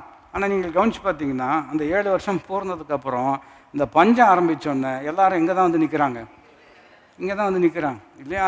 கேட்குறாங்க எங்களுக்கு என்ன இல்லை சாப்பாடு. நியூஸ் கேட்கும்போது என்ன பண்ணீங்க, 20% சேர்த்து வைக்கணும்னு வந்து இல்லையா பொதுவான இல்லையா. அதாவது நம்ம கவர்மெண்ட் சேர்த்து வைக்கிறது ஒன்று ஒரு புறம் இருக்கிறது, யாரும் சேர்த்து தான் வைக்கணும் இல்லையா. இப்போ கவர்மெண்ட் கடனில் தான் போயிட்டுருக்கு. நான் சொல்ல விலையும் கொள்ள முடிகிறதா, அதுக்காக நான் சொல்கிறது விலையும் கொள்ள முடிகிறதா. இப்போ குறிப்பு என்ன சொல்கிறோம், கவர்மெண்ட் அவங்க எந்த கவர்மெண்ட்டை சொல்லிகிட்ருக்கிறேன், யோசேப்பு காலத்தில் உள்ள கவர்மெண்ட்டு அவங்க 20% என்ன செய்கிறாங்க, சேகரிக்கிறாங்க. தனிப்பட்ட ஆள் செய்தி கேட்குறாரு அல்லவா, செய்தி கேட்டு பஞ்சம் இருக்குது வரப்போகுது, அதனால் நம்ம 20% கட்டாயம் என்ன செய்யணும், சேர்த்து வைக்கணுங்கிறது இவங்களுக்கும் தானே அந்த பிரமாணம். அதை சேர்த்து வைக்காதனால கடைசியில் என்ன பண்ணுறாங்க அப்படின்னு சொன்னோம்னா சாப்பிட்றதுக்காக எல்லாத்தையும் விற்க வேண்டியதாக இருக்கிறோம். அவங்க சாப்பிட்றதுக்காக எல்லாத்தையும் விற்க வேண்டியது. சரி அவங்க விற்கிறாங்க, யோசேப்பு விற்கலையே. யோசேப்பு விற்கிறார், என்ன விற்கிறாரு, சாப்பாடு விற்கிறார்.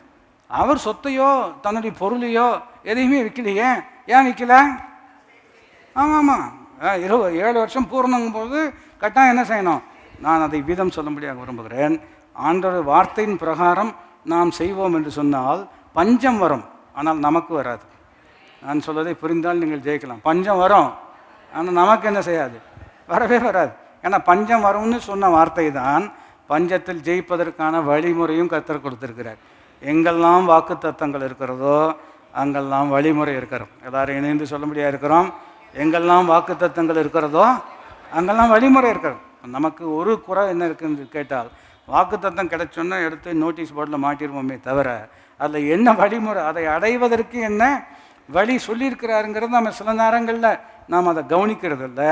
ஆனால் இந்த நாட்களில் கவனிப்பது ரொம்ப ரொம்ப நல்லது. வேதத்தை நேசிக்கிறவர்களுக்கு கிரேட் பீஸ் இருக்கிறோம், பெரிய சமாதானம் கர்த்தர் வைத்திருக்கிறார். இப்போ யுத்தத்தில் அகப்பட்டிருக்கிற அங்கே இல்லையா கஷ்டத்தில் இருக்கக்கூடிய மக்கள் இந்த ஒரு வசனமே பெரிய விஷயம், ரொம்ப அற்புதமாக இருக்கிறோம். வேதத்தை நேசிக்கிறவர்களுக்கு மிகுந்த சமாதானம் உண்டு, அவர்களுக்கு இடரல் இல்லை அப்படின்னு தமிழ் மொழிபெயர்ப்பு இருக்கிற. ஆங்கிலம் எப்படி இருக்கிறது கேட்டால், எதுவும் அவர்களை இடரச் செய்வதில்லை. எப்படி இருக்கிறாங்க, எதுவும் அவர்களை இடர செய்வது, nothing will cause them to ஸ்டம்பிள்னு இருக்கிறோம். ஸ்டம்பிள்னா தடிக்கு விழுவது இல்லையா. அப்போ என்ன இருக்கும், இன்னொரு வசனம் நினைவுக்கு வந்திருக்க வேண்டும், அவர் அருளிய வேதம் அவனுடைய இருதயத்தில் இருக்கிறபடினால் அவன் நடைகள் ஒன்றாகிலும் பிசகுவதில்லை. இது சொல்லும்போது தான் எனக்கு பழமொழி ஞாபகம் வந்துடும், யானைக்கும் அடி செருக்கும், ஆனால் வேதத்தை நம்புகிறவர்களுக்கு எதுவும் செருக்காது. சறுக்கக்கூடிய சூழ்நிலையும் வரும். நம்ம எங்கேயோ பார்த்துட்டு நடந்தால் இல்லையா, என் கால்கள் சறுக்குதலுக்கு சற்றே தப்பிற்று இல்லையா, கால்கள் சறுக்குகிறது என்று சொன்ன பொழுது உன்னுடைய நீதியின் வழக்கரம் என்னை, எல்லாமே உண்மை நிலை தான், எல்லாமே ரியாலிட்டி. நான் சொல்கிறது எத்தனை பேர் புரிந்து ஆமீன் என்று சொல்ல முடியும். அப்போ குறிப்பு என்னவென்று கேட்டால் 11ஆம் வசனம் வருகிறோம். ஆகையால் இந்த திருஷ்டாந்தத்தின்படி ஒருவனாகிலும் கீழ்ப்படியாமையினாலே விழுந்து போகும். அப்போ வீழ்ச்சி வருவதுக்கு என்ன காரணம், கீழ்ப்படியாமை. வெற்றி வருவதுக்கு என்ன காரணம், கீழ்ப்படிதல். அவ்வளோதான். ஏன் இப்படி நம்ம கவனிச்சுட்டு இருக்கிறோம், திரும்ப திரும்ப சொல்லிக்கொண்டே இருக்கிறேன். நீங்கள் எல்லாரும் ஒரு காலத்தில் கற்றுக் கொடுக்கிறவர்களாக மாறுவீர்கள். ஆமாம், சும்மா இங்கே உட்காந்துருப்போம்னு நினச்சிடக்கூடாது. நீங்கள் ஒரு நாள் ஆண்டவர்களை பல இடங்களில் கட்டாயம் என்ன செய்வார், பயன்படுத்துவார். அதுக்காக தான் இவ்வளவு விளக்கமாக நீங்களும் படித்துக்கொள்வது நானும் படித்துக்கொள்வது ரொம்ப ரொம்ப அவசியம்.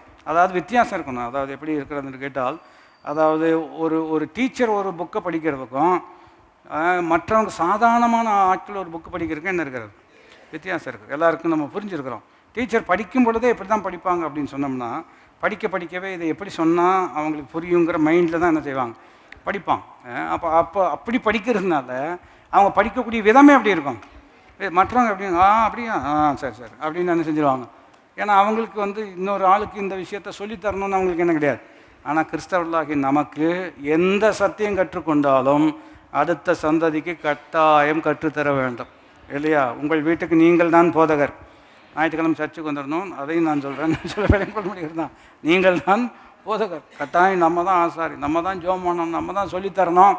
அவர்கள் படுத்திருக்கும் பொழுதும், எழுந்திருக்கும் பொழுதும், நிற்கும் பொழுதும், உட்காரும் பொழுதும், இல்லை நடக்கும் பொழுதும் இவைகளை குறித்து கருத்தாய் போதித்து, கருத்துங்கிற வார்த்தை அண்டர்லைன் பண்ணணும் இல்லையா? காலையில் கூட ஒரு செய்தி கேட்டுக்கொண்டு இருந்தேன். அவர் தாத்தாமாருக்காக அவங்கள மெச்சி சொல்லிட்டு இருந்தார் இல்லையா? அவரே ஒரு தாத்தா வயசில் தான் இருக்கிறாரு. பட் அவங்க தாத்தா குறித்து சொல்கிறார். அதாவது சபையினுடைய பலன் வாலிபர்கிட்ட இல்லை அப்படின்னு ஒரு கருத்து சொல்கிறார். அது நான் நீங்கள் நிதானிக்கும்படி உற்சாகப்படுத்துகிறேன். வாலிபர்கிட்ட இருக்குது, அவங்ககிட்ட எந்தூசியாசம் தான் இருக்கிறது. என்ன இருக்கிறதுங்க? எந்தூசியாசம்னா உற்சாகம் இருக்கிறோம். இந்த சேரெல்லாம் எடுத்து கழுவி திரும்ப கொண்டாந்து வச்சுருங்கன்னா என்ன செஞ்சுருவாங்க, அந்த உற்சாகமெல்லாம் இருக்கிறோம். ஆனால் ஒரு சபையினுடைய பலன் இந்த 50 வயசுக்கு மேலே உள்ளவங்ககிட்ட தான் இருக்குதுன்னு சொல்கிறார். என்ன கருத்து சொல்கிறார் என்று கேட்டால், இந்த 50 வயசு வரும் பொழுது ஓரளவு ஃபைனான்ஷியலாக எப்படி இருப்பாங்க, ஸ்டேபிளாக இருப்பாங்க. ரெண்டாவது வேலை செஞ்சு நிறையா அனுபவம் இருக்கும். அனுபவம் மாத்திரம் கிடையாது, அனுபவத்தோடு ஒரு மென்மையும் முதிர்ச்சியும் என்ன செய்யும், வரும் இல்லையா? ஆனால் எதுக்கு இந்த வார்த்தை சொல்லப்பட்டது என்று கேட்டால், இல்லையா, நம்ம போகிறக்கு டைம் ஆயிடுச்சு, யாருக்கும் டைம் ஆகலை. உங்களுக்கு இருக்கிற அனுபவம், உங்களுக்கு இருக்கிற அறிவு, உங்களுக்கு இருக்கிற ஆற்றல் அடுத்த சந்ததியில் விதைக்கிற வரைக்கும் உங்களை விதைக்க போவதில்லை. நான் சொல்வதை விளங்கி கொண்டால் நான் விளங்கி கொள்ள முடியும். ஏன்னா அவ்வளோ அனுபவம் உங்களுக்கு இருக்குது இல்லையா? இங்கே நல்ல கம்பெனியில் நல்ல ஸ்தானங்களில் இருந்து ரிட்டையர்ட் ஆனவங்களாம் உட்காந்துருக்கோம் இல்லையா? கோயம்புத்தூருக்கு தண்ணீர் கொடுத்தவர் இருக்கிறார், ஃபோன் பண்ணவர் இருக்கிறார். இவங்கெல்லாம் பயங்கரமான அனுபவம் இருக்கார் இல்லையா? நல்ல இப்போ அட்மினிஸ்ட்ரேட்டிவ் பொசிஷனில் இருந்து இதெல்லாம் ஆலயத்துக்கு ஊழியத்துக்கு கட்டாயம் உபயோகம் உள்ளது இல்லையா? என்ன ரிட்டையர்ட் ஆகிட்டோம் அப்படின்னு நீங்கள் சொல்லணும்னு அவசியம் கிடையாது. இப்போ தான் உங்களுக்கு நிறைய அனுபவங்கள் கர்த்தர் உங்களுக்கு கொடுத்துருக்கிறார். எதுக்கு இதை சொல்லி கொண்டு இருக்கிறோம் என்று கேட்டால் இல்லையா, அடுத்த சந்ததிக்கு கற்றுக் கொடுக்கக்கூடியவர்களாக கர்த்தர் நம்ம என்ன செய்ய வேண்டும். பாருங்க, ஒரு இடத்துல தாவீது சங்கீதக்காரன் எழுதுகிறாரு, ஆண்டவரே பாதியில் என்னை எடுத்துக்கொள்ளாதிரும். என்னமோ அவர் பாதியில் எடுக்கிறவர் மாதிரி இல்லை, அது கருத்து அப்படி தான். பாதியில் என்ன செய்ய வேண்டாம், எடுத்துக்கொள்ள வேண்டாம். ஏன்னால் இனி வரக்கூடிய சந்ததிக்கு நான் உம்முடைய சத்தியத்தை என்ன செய்ய வேண்டும். ஓ, அதுக்கு தானா நான் நினச்சேன் அமெரிக்கா டூர் போகலான்னு நினச்சிங்களோன்னு. நான் சொல்லுங்க, புரிகிறதா? பர்பஸ்ஃபுல் லிவிங் தானே, நோக்கம் நிறைந்த ஒரு வாழ்வு.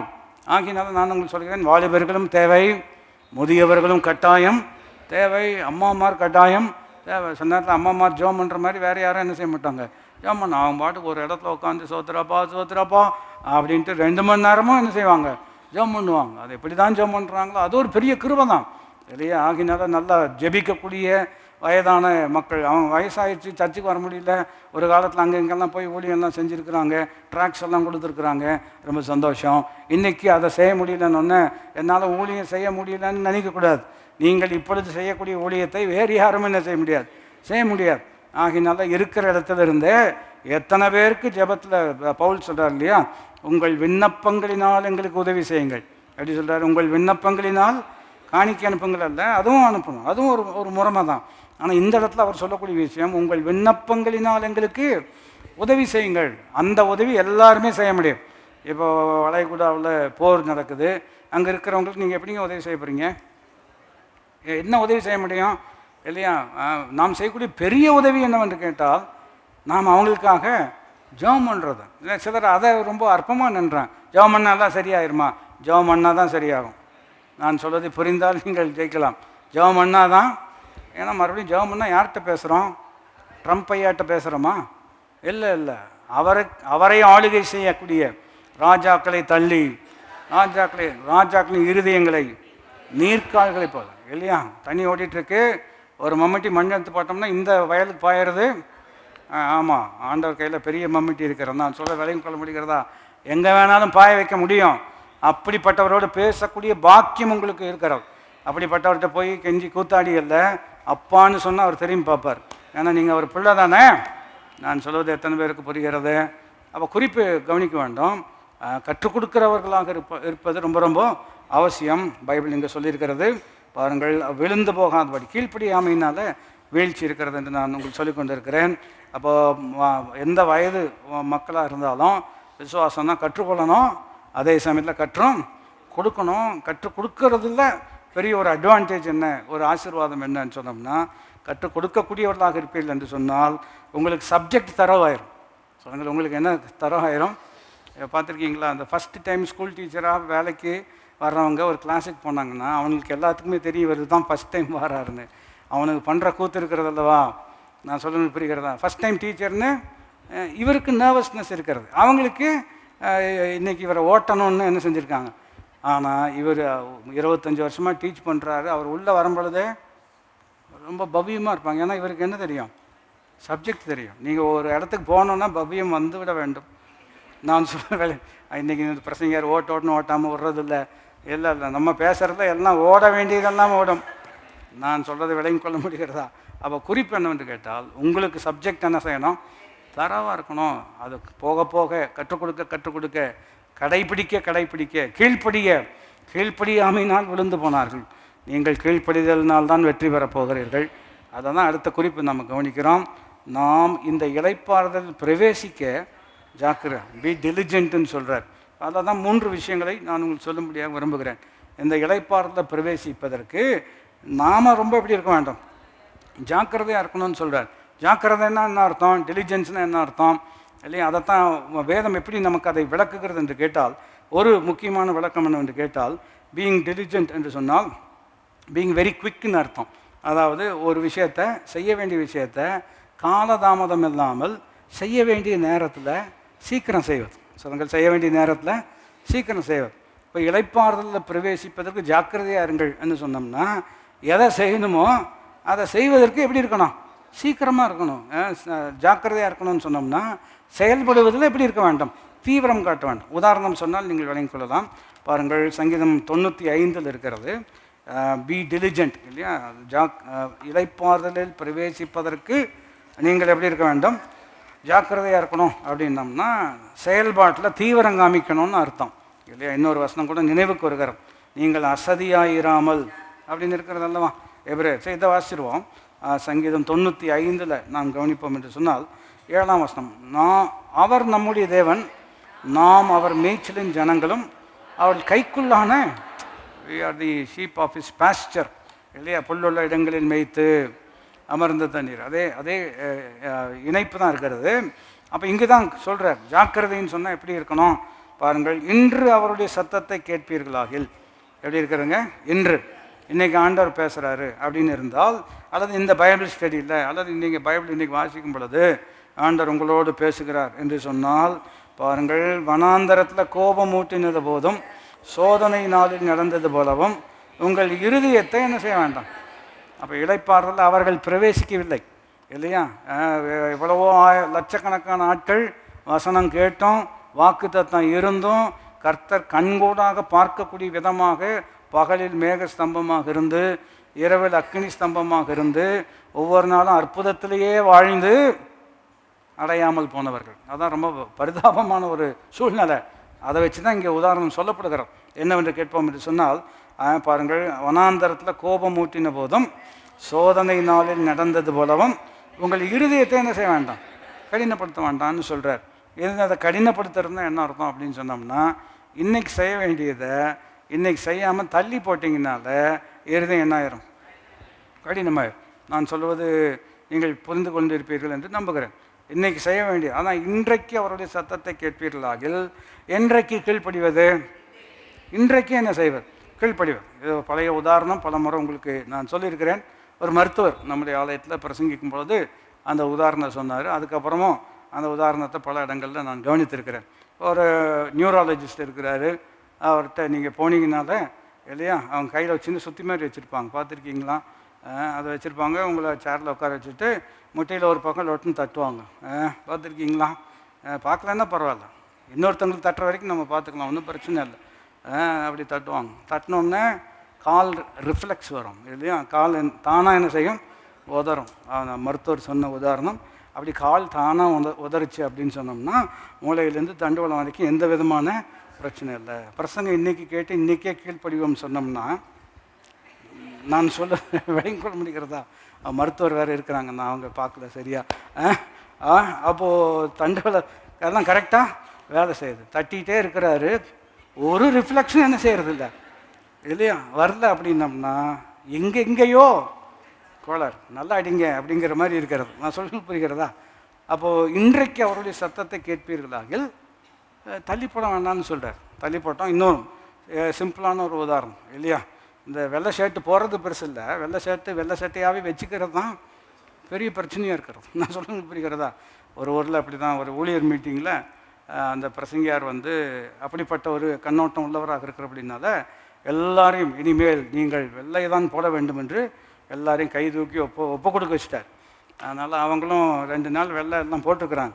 போட்டுட்டு அவங்க வீட்டில் சொல்லிட்டாங்க, நீங்களாக துவைச்சிக்கிறன்னா இந்த பிரதிஷ்டையில் இருங்க, இல்லைன்னா பேசாமல் நீங்கள் என்ன செய்யணும், மாற்றிக்கணுன்னு எல்லாரும் பிரதிஷ்டை விட்டு. நான் சொல்ல புரியுது உங்களுக்கு?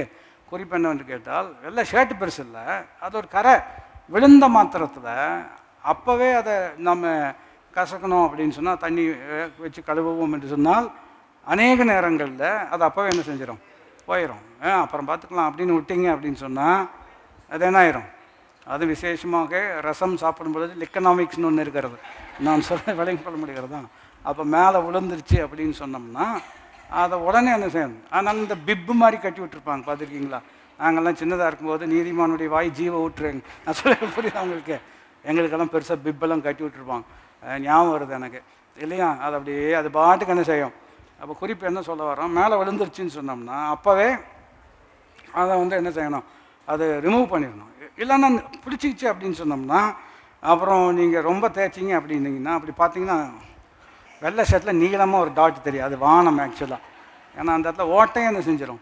நான் சொல்கிறது உங்களுக்கு புரிகிறதா? அப்போ ஒரு துணிக்கே உடனே செய்யணும் அப்படின்னா ரட்சிப்பின் வஸ்திரம்னு ஒன்று இருக்கிறது அல்லவா, அதை கரை விடாதபடி காத்துக்கொள்ளுங்கள்னு இருக்கிறது அல்லவா. அப்போ அந்த கரை படுது அப்படின்னு சொல்லும் பொழுது அப்போவே இல்லையா, அப்போ அதில் தான் தீவிரம் காமிக்கணும்னு சொல்கிறார். இளைப்பாறுதலில் பிரவேசிப்பதற்கு ஜாக்கிரதையாயிருங்கள்னு சொன்னோம்னா உடனே அதை என்ன செய்யணும்னு சொல்கிறார். மறுபடியும் ஆண்டவர்கிட்ட தான் நம்ம ஜோம் பண்ணணும். ஆண்டவர் இந்த தள்ளி போடுற குணத்தை என்னை விட்டு கொஞ்சம் என்ன செய்யணும், நீர் நீக்கணும், எனக்கு உதவி செய்யணும், உடனே ரெஸ்பாண்ட் பண்ணுறதுக்கு எனக்கு ஒரு கிருபை நீர் தரணும். ஏன்னா நம்ம பயங்கரமான ஆள், நமக்கு வேண்டியதை செய்யணுன்னா எப்படினாலும் செய்வோம். ஆனால் சில விஷயங்களை செய்யக்கூடாதுன்னு மைண்டில் வந்துடுச்சு அப்படின்னு சொன்னோம்னா, பைபிள் ஸ்டடிக்கு வரக்கூடாதுன்னு தீர்மானிச்சுட்டா என்னன்னாலும் வர்றதில்லை, அப்படி தான் இருப்பாங்க. ஏன்னா அவங்களுக்கு ஈஸி டு கன்வின்ஸ் தெம்செல்ஸ். ஆனால் அதே சமயத்தில் ஆண்டவருடைய வார்த்தை கீழ்ப்படியணும் அப்படின்னு சொல்லும் பொழுது சங்கீதம் 51 ஜோம் பண்ணுறாரு அல்லவா, give me a willing heart, ஆங்கில மொழிபெயர்ப்பு இருக்கிறது, உற்சாகமான ஆவி என்னை தாங்குச்சு. உற்சாகம் சொல்லும் பொழுது பொதுவாக நம்ம வேகமாக கை தட்டுறதும் அல்லேலியா சொல்கிறதும் நினச்சிருக்கிறோம், அது தவறல்ல. அது அதனுடைய கருத்து எப்படி இருக்குது என்று கேட்டால், உற்சாகமான ஆவி என்று சொன்னால் செய்வதை விருப்பத்தோடு செய்யக்கூடிய ஒரு மனப்பக்குவத்தை நீர் எனக்கு என்ன செய்ய வேண்டாம், தர வேண்டாம். அதனால தான் உற்சாகமாய் கொடுக்குறவன் இடத்துல பிரியமாக இருக்கிறாருன்னு சொன்னோம்னா, உற்சாகமாய் கொடுக்குறது என்ன அர்த்தம்னா மனப்பூர்வமாக, அதான் அதாவது விசனமாயும் அல்ல.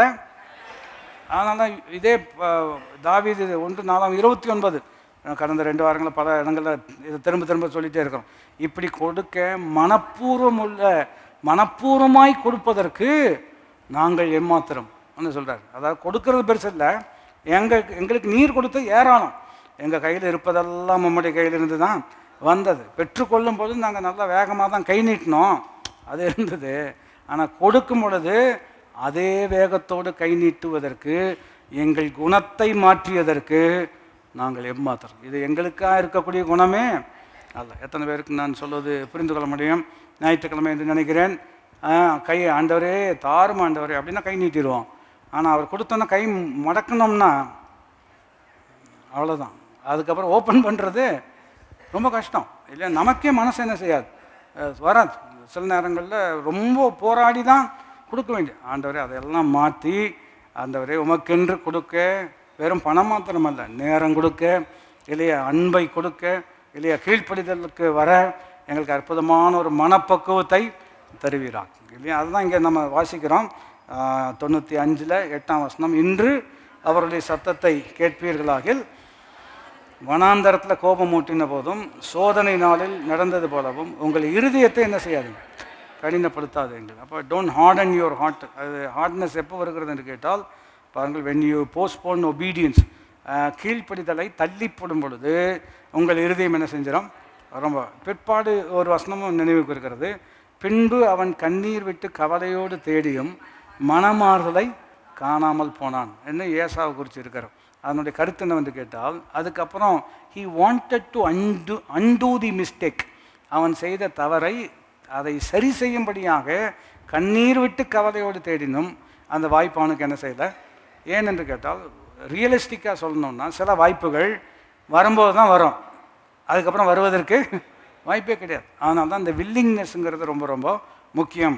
மனப்பூர்வமாக செய்ய வேண்டும் என்பது ரொம்ப முக்கியம். அப்போது பி குவிக் என்று சொன்னால், ஒரு வகையில் நான் உங்களுக்கு சொல்ல வேண்டும் என்று சொன்னால், பி குவிக் டு ரிப்பெண்ட். அதாவது மனம் திரும்புவதற்கு நம்ம அதில் ரொம்ப நெகோஷியேட்லாம் பண்ண வேண்டாம். ஆண்டவர் தப்பு அப்படின்னு சொல்லிட்டாருன்னா உடனே மனம் திரும்புவது தான் நமக்கு ரொம்ப நல்லது. நான் அடக்கி வைத்த மட்டும் இருக்கிறதா சங்கீதம் 32, நான் அடக்கி வைத்த மட்டும் நித்தம் என் கதறுதலினாலே என் சாரம் உஷ்ணகால வறட்சி போல் இல்லையா என் பாவங்களை அறிக்கையிடுவேன் என்று சொன்னேன். தேவரீர் என் தோஷத்தை என்ன செய்தேன்? தன் பாவங்களை மறைக்கிறவன்னா அதை வந்து நியாயப்படுத்துகிறவன், மற்றவங்களை குற்றப்படுத்துகிறவன், அது நடந்த மாதிரியே இல்லாத போல பாசாங்க பண்ணுகிறவன், இவர்களுக்கெல்லாம் வாழ்வே கிடையாது. அறிக்கை செய்து விட்டு விடுகிறவர்களுக்கு என்ன இருக்கிறது? அதனால தான் பி குவிக் டு ரிப்பெண்ட்னு சொல்கிறது. கீப் ஷார்ட் அக்கௌண்ட்ஸ்ன்னு சொல்லுவாங்க. கீப் ஷார்ட் அக்கௌண்ட்ஸ்னு என்ன அர்த்தம் சொன்னோம்னா, இப்போது எளிமையாக உதாரணப்படுத்தணும்னா, ₹1 கடன் இருக்குன்னா ₹1 வெறும் ₹1 அப்போவே அதை சரி பண்ணிடணும். அதை அப்படியே விட்டிங்கன்னா சேர்த்து அதை கடைசியில் எங்கே வந்துடும்? பெரிய அமௌண்ட்டாக வர்றதுக்கு வாய்ப்பு இருக்கிறது. எப்படி பணத்தில் அது ரொம்ப உண்மையாக இருக்கிறதோ அதுபோல் பாருங்கள், சூரியன் அஸ்தமிப்பதற்கு முன்பு உங்களை எரிச்சல் என்ன செய்யணும்? தனியாக கிடவணும். இல்லை 2 நாள் கழித்து பார்ப்போம் அப்படின்னு சொன்னோம்னா அது ரொம்ப சிலது எப்படி இருக்குதுன்னு சொன்னோம்னா, சின்ன ஒரு விஷயத்துலாம் சண்டை வந்திருக்கும், அதை அப்போவே சரி பண்ணாமல் அது ஒரு 2-3 வருஷம் கழித்து அதை சரி பண்ண போகிறதுனால இந்த 3 வருஷம் கேப் இருக்கிறது அல்லவா, அது என்ன பண்ணிடும்னு சொன்னோம்னா இனியெல்லாம் சேர்ந்து நம்மளால் வாழ முடியாது இல்லையா? அப்போது மறுபடியும் நூல் பிடிச்சி பார்க்குறது கடைசி இங்கே தான் இல்லை சண்டை ஆரம்பிச்சது அப்படின்னு பார்த்தீங்கன்னா ஒரு அற்பமான ஒரு விஷயமா இருந்திருக்கும். அதை அப்போவே சரி பண்ணியிருந்தா இந்நேரம் ரொம்ப சிறப்பாக இருந்திருக்கும். ஆனால் அப்போவே சரி பண்ணாமல் இல்லையா அதை சரியான விதத்தில் கையாளாமல் போனதின் விளைவு பாருங்கள், இவ்வளோ 3 வருஷங்கள் 4 வருஷங்கள் கழித்து திரும்ப அதை சரி பண்ணணும்னு நினச்சா கூட உங்களால் என்ன செய்ய முடியாது, சரி பண்ண முடியாத ஒரு நிர்பந்தம் வருவதற்கு வாய்ப்பு இருக்கிறது. அதனால் பி டிலிஜென்ட், இளைப்பாறுதல் பிரவேசிப்பதற்கு ஜாக்கிரதை என்று சொன்னால் செய்ய வேண்டியதை சீக்கிரம் என்ன செய்ய வேண்டும்? சங்கீதம் 119வது சங்கீதத்தில் 60வது வசனத்தை நீங்கள் பார்ப்பீர்கள் என்று சொன்னால் அங்கே ரொம்ப அற்புதமாக வேதம் நமக்கு போதிக்கிறது. சங்கீதம் 119வது சங்கீதத்தில் 60வது வசனம் வாசிப்போம் என்று சொன்னால் 59லேருந்தே வாசிப்போம். என் வழிகளை சிந்தித்து கொண்டு என் கால்களை உங்களுடைய சாட்சிகளுக்கு நேராக, அந்த நேராக திருப்பினேங்கிறது ரிப்பன்டன்ஸ் இல்லையா? ரிப்பன்டன்ஸ்னால் என்ன அர்த்தம்? மேக் எ யூ டர்ன், போகிற திசையிலிருந்து முற்றிலுமாக மாற்றம் வர வேண்டும் இல்லையா? அப்போ அவர் சொல்கிறார், கவனித்து பார்ப்போம் என்று சொன்னால், என் கால்களை உங்களுடைய சாட்சிகளுக்கு நேராக என்ன செய்தேன்? திருப்பினேன் என்ன இருக்கிறது இல்லையா? நீங்கள் மனம் திரும்பி செவி கொடுத்தால் இருக்கிறது அல்லவா, coming back to me you will find ரெஸ்ட்ன்னு சொல்கிறார் அல்லவா. 60ஆம் வசனம் வரும்பொழுது, உமது கற்பனைகளை கை கொள்ளும்படி நான் தாமதியாமல் இதுதான் ரொம்ப அற்புதமான விஷயம். தாமதம் செய்யாமல் அதை நான் எவ்விதம் செயல்படுத்தினேன் என்று கேட்டால் தீவிரமாக அதை நான் செயல்படுத்தினேன். அப்போ ஆண்டவர்கிட்ட இன்றைக்கி கேட்கணும், ஆண்டவரே நீர் ஒரு விஷயம் சொன்னீர் என்று சொன்னால் நாங்கள் உடனுக்குடன் கீழ்ப்படிய எங்களுக்கு நீர் என்ன செய்யணும்? எங்களுக்கு கிருபை தரணும். அந்த உடனுக்குடன் அதை இன்னொரு கோணத்தில் சொல்ல வேண்டும் என்று சொன்னால், இது ஒரு வித்தியாசமான கண்ணோட்டமாக இருந்தாலும் பிரமாணம் ஒன்று தான். உன்னிடத்தில் இன்றைக்கு பொருள் உன்னிடத்தில் இருக்கையில் உன் அயலானை பார்த்து போய் நாளை வான்னு என்ன செய்யாத சொல்லாதன்னு சொல்கிறார். அதனுடைய ஒரு கருத்து எப்படி இருக்கிறேன்னு கேட்டால், இன்றைக்கி செய்ய முடியும்னா இன்றைக்கி செய்கிறது தான் நல்லது. ஏன் நாளைக்கு செஞ்சால் என்ன கெட்டால் போயிடும்? அதுக்கு நாளைக்கு செஞ்சால் கெட்டு போகாது. நாளைக்கு நீங்கள் இருப்பீங்களா இல்லையான்னு என்ன செய்ய முடியாது, சொல்ல முடியாது அல்லவா இல்லையா? நாளை தினத்தை குறித்து ஆமாம் பெருமை பாராட்டாது, அதைத்தான் சொல்ல வந்தோம். பெருமை பாராட்டாது, கவலையும் படாதான் இல்லையா? நீங்கள் கவலையும் பட வேண்டாம், பெருமையும் பாராட்ட வேண்டாம். இது கர்த்தர் உண்டு பண்ணின நாள், இதிலே நாங்கள் மகிழ்ந்து ஆமாம் இன்னைக்கு this is the day that the Lord has made இல்லையா? நேற்றும் பயிற்சி இதெல்லாம் எல்லாருக்கும் பொதுவான அறிவு தான். நேற்று போனது தான், நாளைக்கு இன்னும் நம்ம கையில் இல்லை, இன்றைக்கி ஒரு நாள் தான் நம்ம கையில் இருக்கிறோம். அந்த ஒரு நாளை இன்றைக்கி என்ன செய்யணுமோ அதை என்றைக்கு தான் செய்யணும், இன்றைக்கி செய்யணும். அதனால் அவர் சொல்கிறார், உங்களுடைய கற்பனைகளை, அதாவது ரொம்ப உமது கற்பனைகளை கை கொள்ளும்படி, அதாவது when it comes to obeying to the word, வசனத்துக்கு கீழ்ப்படியக்கூடிய விஷயம் வரும் பொழுது நான் தாமதம் செய்யாமல் அதை நான் என்ன செய்தேன், தீவிரமாக செய்தேன். லோத்துக்கு குடும்பம் ஒரு உதாரணம் நீங்கள் நினைவுக்கு வந்திருக்கலாம். அவன் தாமதிக்கிறதை கண்டு, வசனம் இருக்கு இல்லையா, ஆசிரியருக்கும் போன 2-3 வாரத்துக்கு முன்னாடி கவனித்தோம்.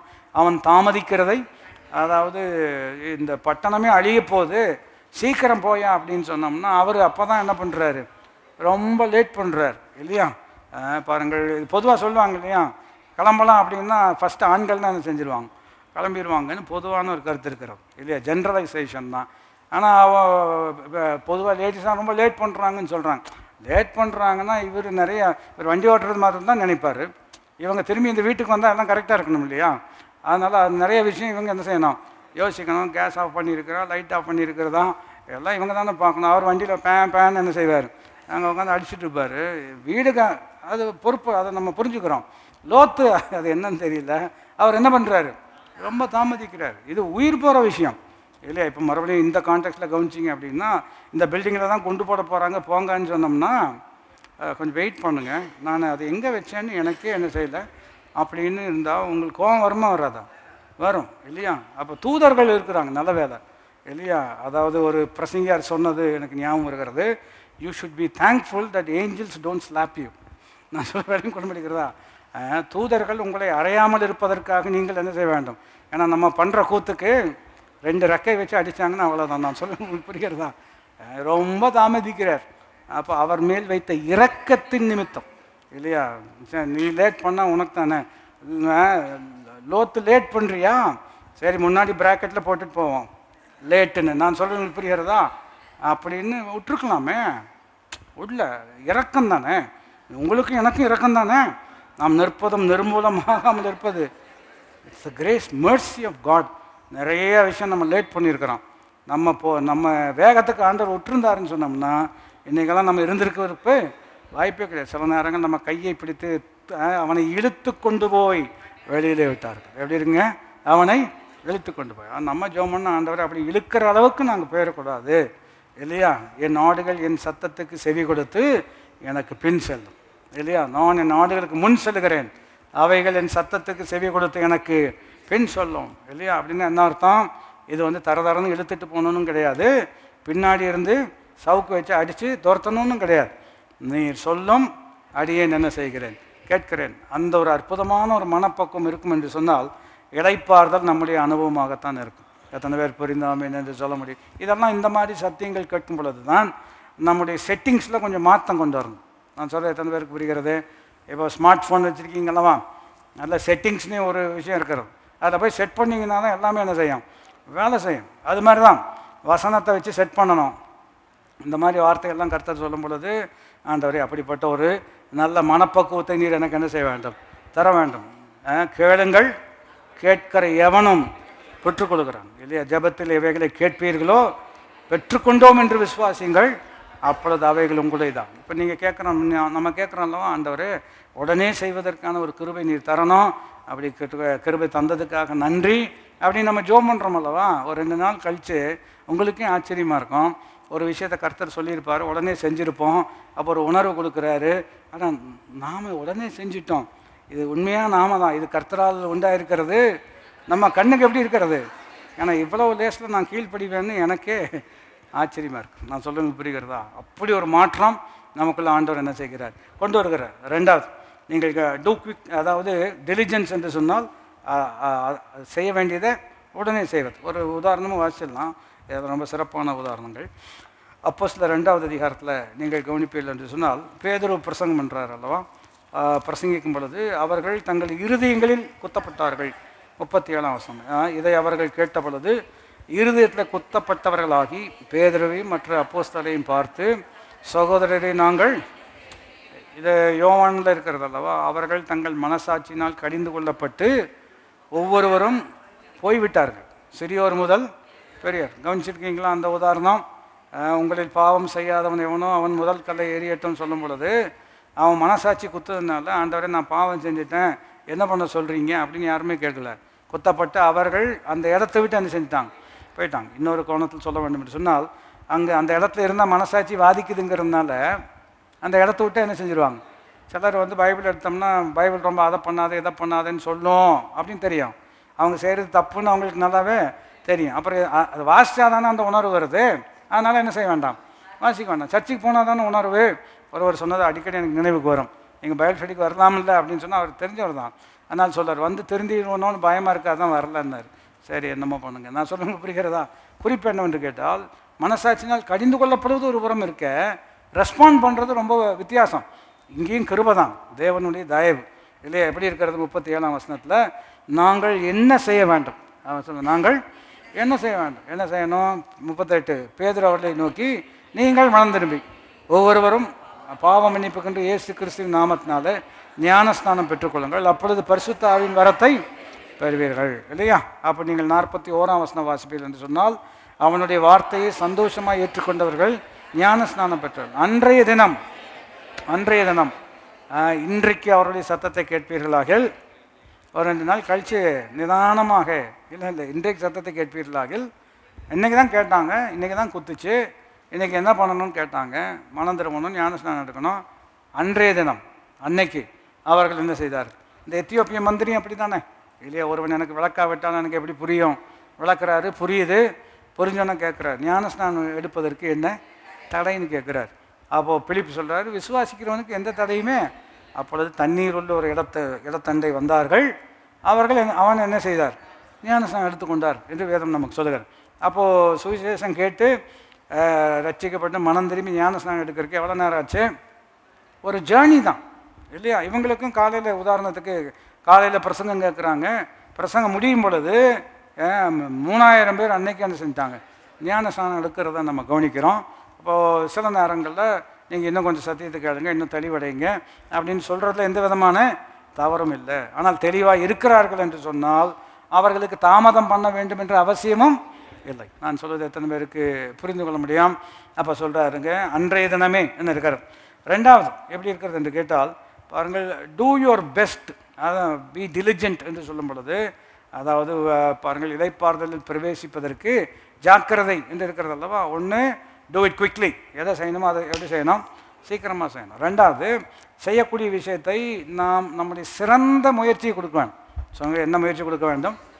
Two your best. அது ரொம்ப முக்கியமான ஒரு விஷயம் இல்லையா? நீங்கள் இளைப்பாறுதல் பிரவேசிப்பதற்கு ட்ரை பண்ணேன், இந்த மாதிரி அறகுறையாக ட்ரை பண்ணீங்க அப்படின்னு சொன்னால் கட்டாயம் என்ன செய்யாது. பழைய ஏற்பாட்டில் இன்றைக்கி தான் வாசித்தேன் 4ஆம் புஸ்தகத்தில், அவன் சில காரியங்களை செய்தான், ஆகிலும் தன் முழு மனதோடு அதை என்ன செய்யவில்லை. அவன் தகப்பன் செய்த நன்மை செய்தான், ஆகிலும் முழு மனதோடு அப்படின்னு என்ன அர்த்தம்னா, செய்யணும் அதுக்காக செய்கிறேன் அப்படின்ட்டு மனசு அதில் என்ன செய்யலை, இன்வால்வ் ஆகலை. மனசு இன்வால்வ் ஆகலைங்கிறதுனால அவர் செய்கிற விஷயம் அப்படி இருக்காது, சிறப்பாக இருப்பதற்கு வாய்ப்பே கிடையாது. நீங்கள் என்னமோன்னு நினச்சிட்டு வண்டி ஓட்டினீங்கன்னா எங்கே போவீங்க? உதாரணம் இல்லையா? இப்போ என்னமோன்னு நினச்சி சமைச்சிட்ருக்கீங்க, எப்படி வரும்? நான் சொல்கிறது உங்களுக்கு புரிகிறதா? ஏன்னா கவனம் அங்கே இல்லை இல்லையா? அப்போ கவனம் இல்லாமல், ஆனால் செய்யணும், மதியானம் சாப்பாட்டுக்கு வந்துடுவாங்கன்னு, ஆமாம் செய்யணும், நல்ல காரியம் செய்யணும், ஆனால் வேறு என்னமோ யோசிச்சுட்ருக்கோம். மனசு அதில் இன்னும் அந்த லைஃப் ஏற்படலை. அப்படி இருக்கும் பொழுது சில நேரத்தில் கையெல்லாம் வேலை செய்யுது, ஆனால் எதை உப்பு போட்டோமா போடலையா, இதை போட்டோமா அதை போட்டோமா, சரி அவர் சாப்பிட்டோம்பா, அவருக்கு பொதுவாக ஒன்றும் தெரியாது, நான் சொல்ல புரிகிறதா அப்படிங்கிற மாதிரி ஒரு நிலை வந்துச்சு அப்படின்னு சொன்னோம். ஆவிக்குரிய விஷயத்தில் அப்படி இருக்கிறோம். சர்ச்சுக்கு தானே போனோம், போயிட்டு என்ன படிச்சிங்க, போயிட்டோம், அவ்வளோதான், அதுக்கு மேலாம் என்ன செய்யக்கூடாது, கேட்கக்கூடாது, அந்த மாதிரி நிலை இருந்துச்சு அப்படின்னு சொன்னோம்னா இதில் பெருசாக மாற்றங்கள் என்ன செய்யாது, வராது. இதனால தான் நிறைய பேர் மிஸ் பண்ணிட்டான். வசனம் கேட்டாங்க, உங்களுக்கு பாலும் தேனும் ஓடக்கூடிய தேசத்தை தருவேன் என்ன சொன்னார். அவங்ககிட்ட தான் சொன்னார். பார்க்கும்போது கை வைத்து அல்லையா தான் சொன்னாங்க, ஆனால் அங்கே போயே சேரல. காரணம், இந்த மாதிரி தங்கள் முழு இறுதியத்தை அதில் என்ன செய்யலை, அவங்க கொடுக்கல.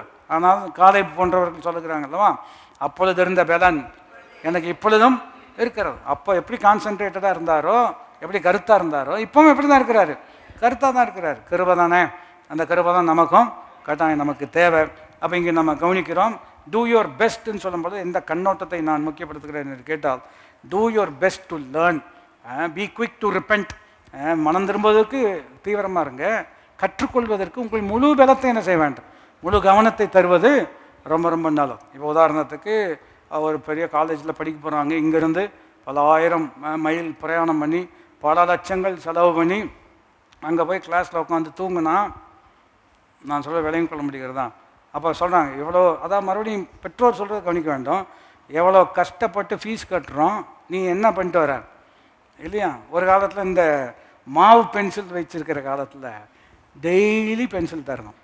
ஏன்னா அங்கே போயிட்டு படிக்கிறானோ இல்லையா, நான் சொல்கிறது விளங்கி கொள்ள முடிகிறதா? மாவு பென்சில் சாப்பிட்டு வந்துடுவானே தவிர படிக்கிறது.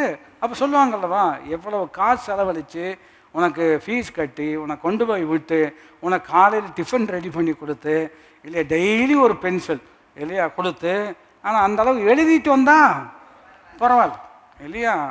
அது எழுதிட்டு வர்றதும் இல்லை. நான் சொல்கிறது உங்களுக்கு புரிகிறதா? அப்போ கஷ்டம், பெற்றோருக்குரிய கஷ்டம் தெரிகிறது அல்லவா? இதுக்கு என்ன காரணம்? இன்னொரு கோணத்தில் சொல்ல வேண்டும் என்று சொன்னால், இவ்வளோ நேரம் கர்த்தர் நம்ம கொடுத்துருக்கிறாரு, டூ யுவர் பெஸ்ட் இல்லையா? அதை இன்னொரு வகையிலும் சொல்லணும். சொல்லிக் கொடுக்குறவங்க நல்ல சிறப்பாக சொல்லிக் கொடுக்கணுங்கிறதும் ரொம்ப ரொம்ப முக்கியம். பிரியமானவர்களே, வந்து விட்டீர்களா அப்படின்னு சொன்னோம்னா நான் சொல்கிறத விளங்கி கொள்ள முடிகிறதா? அதுவும் கொஞ்சம் மோனோட்டோன்னு சரி வராது. ஆனால் நம்ம நல்லா சொல்லிக் கொடுக்கணும். அதுக்கும் ஆண்டவர்கிட்ட கிருபை தான் கேட்கணும். ஆண்டவரே, போரடிக்காத வரத்தை எனக்கு தருவீராகன்னு ஒரு காலத்தில் ஜோம் பண்ணது உண்டு. நான் சொல்ல விளங்கி கொள்ள வரம் கொடுக்கப்பட்டிருக்கிறது என்று நம்புகிறேன். அவன் கேட்கணும் இல்லையா? ஆண்டவரே, சிலரெல்லாம் இப்போ பிரசங்கம் பண்ணால் நமக்கே ரொம்ப அது போரின்ட்டு இல்லை, மோனோட்டோன்னாக சொல்லும் பொழுது அவங்கள அட்டென்ஷனை, என்டர்டெயின்மெண்ட்டுங்கிற வேர்டு இருக்கிறது அல்லவா? It's the ability to hold the attention of a person. அதான் டெஃபனிஷன். என்டர்டெயின்மெண்ட்டுங்கிற வார்த்தை அப்படி பார்த்தோம்னா அந்த டெஃபனிஷன் பிரகாரம் பார்த்தோம்னு சொன்னோம்னா ப்ரீச்சிங் அந்த வகையில் வரும். The ability to hold the attention of people. மறுபடியும் இயேசுகிட்ட தான் கற்றுக்கணும். இயேசு பிரசங்கம் பண்ணுறாரு, ஒரு பையன் 5 அப்பம் 2 மீன் வச்சு சாப்பிடாமல் உட்காந்து பிரசங்கம் கேட்குறான்னா எப்படி பண்ணியிருப்பாருன்னு நினைக்கிறீங்க? நான் சொல்ல விளங்கி கொள்ள முடிகிறதா? சாப்பிடாம நீங்கள் மீன் கொண்டு வந்தால் வாசனை வருமா வராதா? வர முடியா? அப்போ என்ன அந்த ஹாட் பாக்ஸாக கொடுத்தாங்க 24ஆம் தேதி? நான் சொல்கிறது உங்களுக்கு புரிகிறதா? அப்போது விளங்கிட்டீங்களா?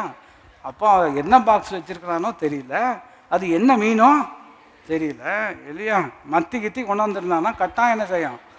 ஆமாம், அதெல்லாம் அப்படியே வச்சுட்டு பிரசங்கம் கேட்டுகிட்டே இருக்கும். எனக்கு அதுதான் ரொம்ப ஆச்சரியமாக இருக்குது. அப்போது நம்ம பேர் இவங்க அது என்ன கொண்டா இவங்க தான் வந்து அவன்கிட்ட என்ன செஞ்சிட்டாங்க, வாங்கிட்டு இங்கே ஒரு சிறு பையன் வைத்துட்டான் 5 அப்பம் அப்படி வாங்கிட்டு வந்தீங்களா, பறிச்சுட்டு வந்தீங்களா? நான் சொல்ல புரிகிறதா? எனக்கு பிடிச்ச விஷயம் தான். அவன் அவ்வளோ வச்சுட்டு உட்காந்து பிரசங்கம் என்ன செய்கிறான், கேட்டுட்ருக்கான். அப்போது அதை படிக்கும்போது என்ன கேட்கணும்? ஆண்டவரே, மீனும் அப்பமும் வைத்திருக்கிறவர்கள் அதை மறந்து வார்த்தை கேட்கக்கூடிய அளவுக்கு சொல்லி கொடுக்க எங்களுக்கு என்ன தர வேண்டும்? ஆமாம், கட்டாயம் நமக்கு கொடுப்பார் இல்லையா? பேசும்பொழுது கவனிக்க, அப்போ கவனித்ததாகவே இருக்கும் என்று ஒரு வசனம் இருக்கார். அவர்கள் செவிகள் கவனித்ததாகவே இருக்கும், அவளுடைய கண்கள் அவர்கள் மேல் நோக்கமாக இருந்தது. இந்த வசனங்களெல்லாம் திறவுகோலான வார்த்தைகள். அதை வச்சு நம்ம ஜெபம் பண்ணுறோம் இல்லையா? ஆண்டவர் அப்படி செய்யணும் என்பதை நம்ம சொல்கிறோம். முறுமுறுக்கிறவர்கள் உபதேசம் கற்றுக்கொள்வார்கள்னு ஒரு வசனம் இருக்கார். எப்படி இருக்குங்க? முறுமுறுக்கிறவர்களும் இருதயம் வலிவி போகிறவர்களும் உபதேசம் என்ன செய்வார்கள்? கற்றுக்கொள்வார்கள். கற்றுக்கொள்வார்னா கற்றுக்கொள்ளக்கூடிய விதமாக போதிப்பது ரொம்ப ரொம்ப முக்கியம். Two your best to learn. பிலிப்பியர் 4:11 பவுல் சொல்கிறாரு, என் குறைச்சலினால் நான் இப்படி பேசுகிறேன் என்று நீங்கள் நினைக்க வேண்டாம், எல்லா நிலைகளிலும் மனரம்மியமாக இருக்க கற்றுக்கொண்டேன். ஐ ஹவ் லேர்ன்ட் இல்லையா? இன் ஆல் மை சர்க்கம்ஸ்டான்சஸ் நான் கற்றுக்கொண்டிருக்கிறேன் என்று சொல்கிறார். விளைவு அவர் சொல்லக்கூடிய அற்புதமான விஷயம், என்னை பலப்படுத்துகிற, அதான் 13ஆம் வசனம். என்ன கற்றுக்கொண்டீங்க? என்னை பலப்படுத்துகிற கிறிஸ்துவினால் எல்லாவற்றையும் செய்ய எனக்கு அதை தான் கற்றுக்கிட்டேன். எப்போ கற்றுக்கிட்டீங்க? நிறைய இருக்கும்போதும் அவர் தான் பலன் கற்றுக்கிட்டேன், ஒன்றுமே இல்லாத பொழுதும் அவர் தான் பலன் கற்றுக்கிட்டேன், அவர் என்னை விட்டு விலகுவதும் இல்லை கைவிடுவதும் இல்லைன்னு கற்றுக்கிட்டேன். இதிலிருந்து எந்த சூழ்நிலையாக இருந்தாலும் அவர் என்னை கொண்டு என்ன செய்யணும்னு நினைக்கிறாரோ அதை என்னால் செய்ய முடியும். காரணம் அவர் என்னோடு இருக்கிறார். நான் சொல்வதை தன்னை புரிந்து கொள்ள முடியும். அப்படிப்பட்ட ஒரு அற்புதம். 3வது இது சொல்லி முடிக்க முடியாது விரும்புகிறேன் இல்லையா? Being diligent to enter God's ரெஸ்ட்னு சொல்லும் பொழுது, ஒன்று டூ குவிக் டு ரிப்பெண்ட். 2வது doing our best to learn. கற்றுக்கொள்வதற்கு முயற்சி என்ன செய்ய வேண்டும்? நீங்கள் உங்களுடைய பெஸ்ட்டை கொடுக்கணும். பல முறை நான் நினைவுபடுத்தும்படியாக விரும்புகிறேன். அதாவது நோட்ஸ் எடுக்கிறது ஒரு வகையில் ரொம்ப நல்லது. ஆக்சுவலாக நோட்ஸ் எடுக்கிறது வந்து இப்போ அவங்க சொல்லும் பொழுது அதை நம்ம எழுதுகிறோம் இல்லையா? அந்த எழுதுவதே ஒரு அற்புதமான ஒரு விஷயம். எழுதினதுக்கப்புறம் திரும்ப என்ன செய்யணும்? திரும்பி போய் அதை பார்ப்பது இன்னும் ரொம்ப ஆச்சரியமான, அது மனதில் பதிவதற்கு ஏதுவான ஒரு விஷயம். அதனால் அதை செய்யணும். மூன்றாவது நான் சொன்ன பி ஈகர்னு சொல்லும்போது பி ஈகர் டு ஒபே, அதாவது மனம் திரும்புவதற்கு தீவிரம், கற்றுக்கொள்வதற்கு நம்முடைய முதலீடு, அதாவது நம்முடைய முயற்சி, சிறப்பான முயற்சி. மூன்றாவது கீழ்ப்படிவதில் ஆவல் நமக்கு இருக்கணும் இல்லையா? இது இருந்துச்சுன்னா, கீழ்ப்படியாமையினாலே இளைப்பாறுதலுக்குள் பிரவேசிக்கவில்லை. ஆனால் கீழ்ப்படிதல்னால்தான் இளைப்பாறுதலுக்குள் என்ன செய்ய முடியும்? பிரவேசிக்க முடியும். ஒரு அற்புதமான உதாரணம் வாசித்து நாம் ஜெபிக்கலாம். பாருங்கள், லூக்கா சுவிசேஷம் 19. அங்கே சகே இருக்கிறார் அல்லவா? அவர் ரொம்ப அற்புதமான ஒரு கேரக்டர் அல்லவா? அதில் குறிப்பிட்ட வார்த்தைகளை நான் உங்களுக்கு சொல்லும்படியாக விரும்புகிறேன். 19வது அதிகாரம் 5ஆம் வசனத்தில், பின்னணியெல்லாம் உங்களுக்கு தெரியும். இயேசு பார்க்கணுன்னு ஒரு மரத்து மேலே ஏறிட்டு இருக்கிறார் அல்லவா? அவர் ஹைட் கம்மி அல்லவா? அதனால் ஒரு மரத்து மேலே ஏறி உட்காந்துருக்கிறார். பிற்பாடு இயேசு 4ஆம் வசனம், அவர் போகும் வழியில் முன்னதாக ஓடி அவரை பார்க்கும்படி. ரைட் 5ஆம் வசனம், இயேசு அந்த இடத்துல வந்த பொழுது அண்ணாந்து பார்த்து அவனை கண்டு, சகேவே நீ சீக்கிரமாக இறங்கி வா, இன்றைக்கு நான் உன் வீட்டில் தங்குவேன். இதுதான் ரொம்ப அற்புதமான வார்த்தை. நீங்கள் அதை என்னோட யோசிச்சிங்கனாலும் சிறப்பாக இருக்கும். அப்படியே வர்றாரு, பரவாயில்ல, நல்லா தெரியுதுன்னு உட்காந்துருக்கிறார். நின்றுட்டு அந்த இடத்துல இருக்கும் பொழுது கரெக்டாக அந்த இடத்துல வந்தோன்னே ஆண்டவர் என்ன செய்கிறார்? நிற்கிறார். பரவாயில்லையே அப்படின்னு பார்க்குறாரு அல்லவா? திரும்பி மேலே பார்க்குறாரு. பார்த்துட்டு பேர் சொல்கிறார் இல்லையா? சகேவே இறங்கி வா அப்படின்னு சொல்லலை, சகேவே சீக்கிரமாய். நீ ஏன் அதை முக்கியப்படுத்தின அப்படின்னு சொன்னோம்னா, சீக்கிரமாக இறங்கி வா அப்படின்னு சொன்னார் இல்லையா? 6ஆம் வசனத்தில் எப்படி ரெஸ்பான்ஸ் இருக்கிறது? அவன் சீக்கிரமாய், அதுதான் ரொம்ப ரொம்ப அற்புதமானது. சீக்கிரமாக வா அப்படின்னு சொன்னோம்னா ரெஸ்பான்ஸ் எப்படி இருக்கிறது? ரொம்ப சீக்கிரமாக இருக்கிறது. அவசரப்படாத, மெதுவாக வா அப்படின்னு சொன்னோம்னா அதுக்கு ஏற்ற மாதிரி. இங்கே ரொம்ப அற்புதமாக இருக்கிறது. சீக்கிரம் வான்னு சொன்னோன்னே கடனை இறங்கி என்ன செய்கிறார்? வரார். நீங்கள் அதுக்கப்புறம் உள்ள விஷயங்கள் கவனிச்சிங்கன்னா, இன்றைக்கு உன் வீட்டுக்கு என்ன வந்தது? ரட்சிப்பு வந்தது. சீக்கிரம் இல்லையா? ரொம்ப அற்புதமான வார்த்தை. மறுபடியும் இந்த வசனம் நினைவுக்கு வருகிறது.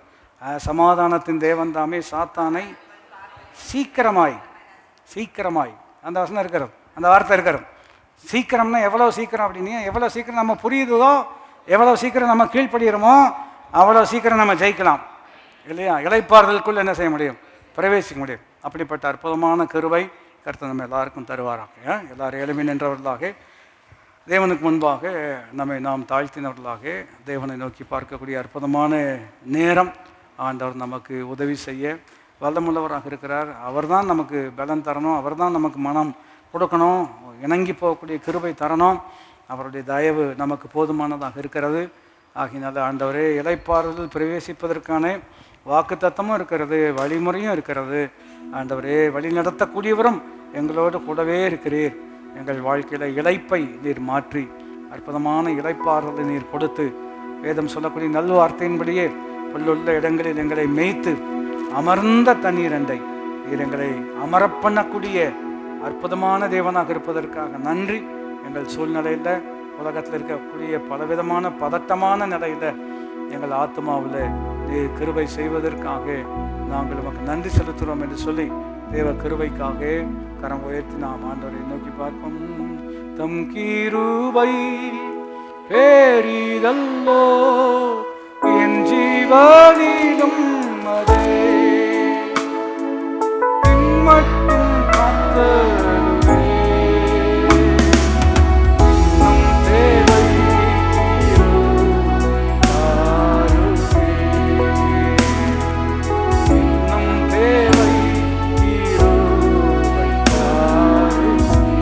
தம் கிருபை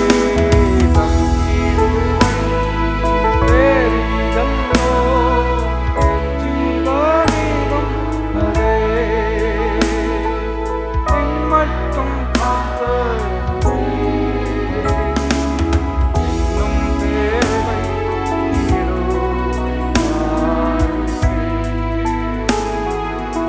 இன்னும் தேவை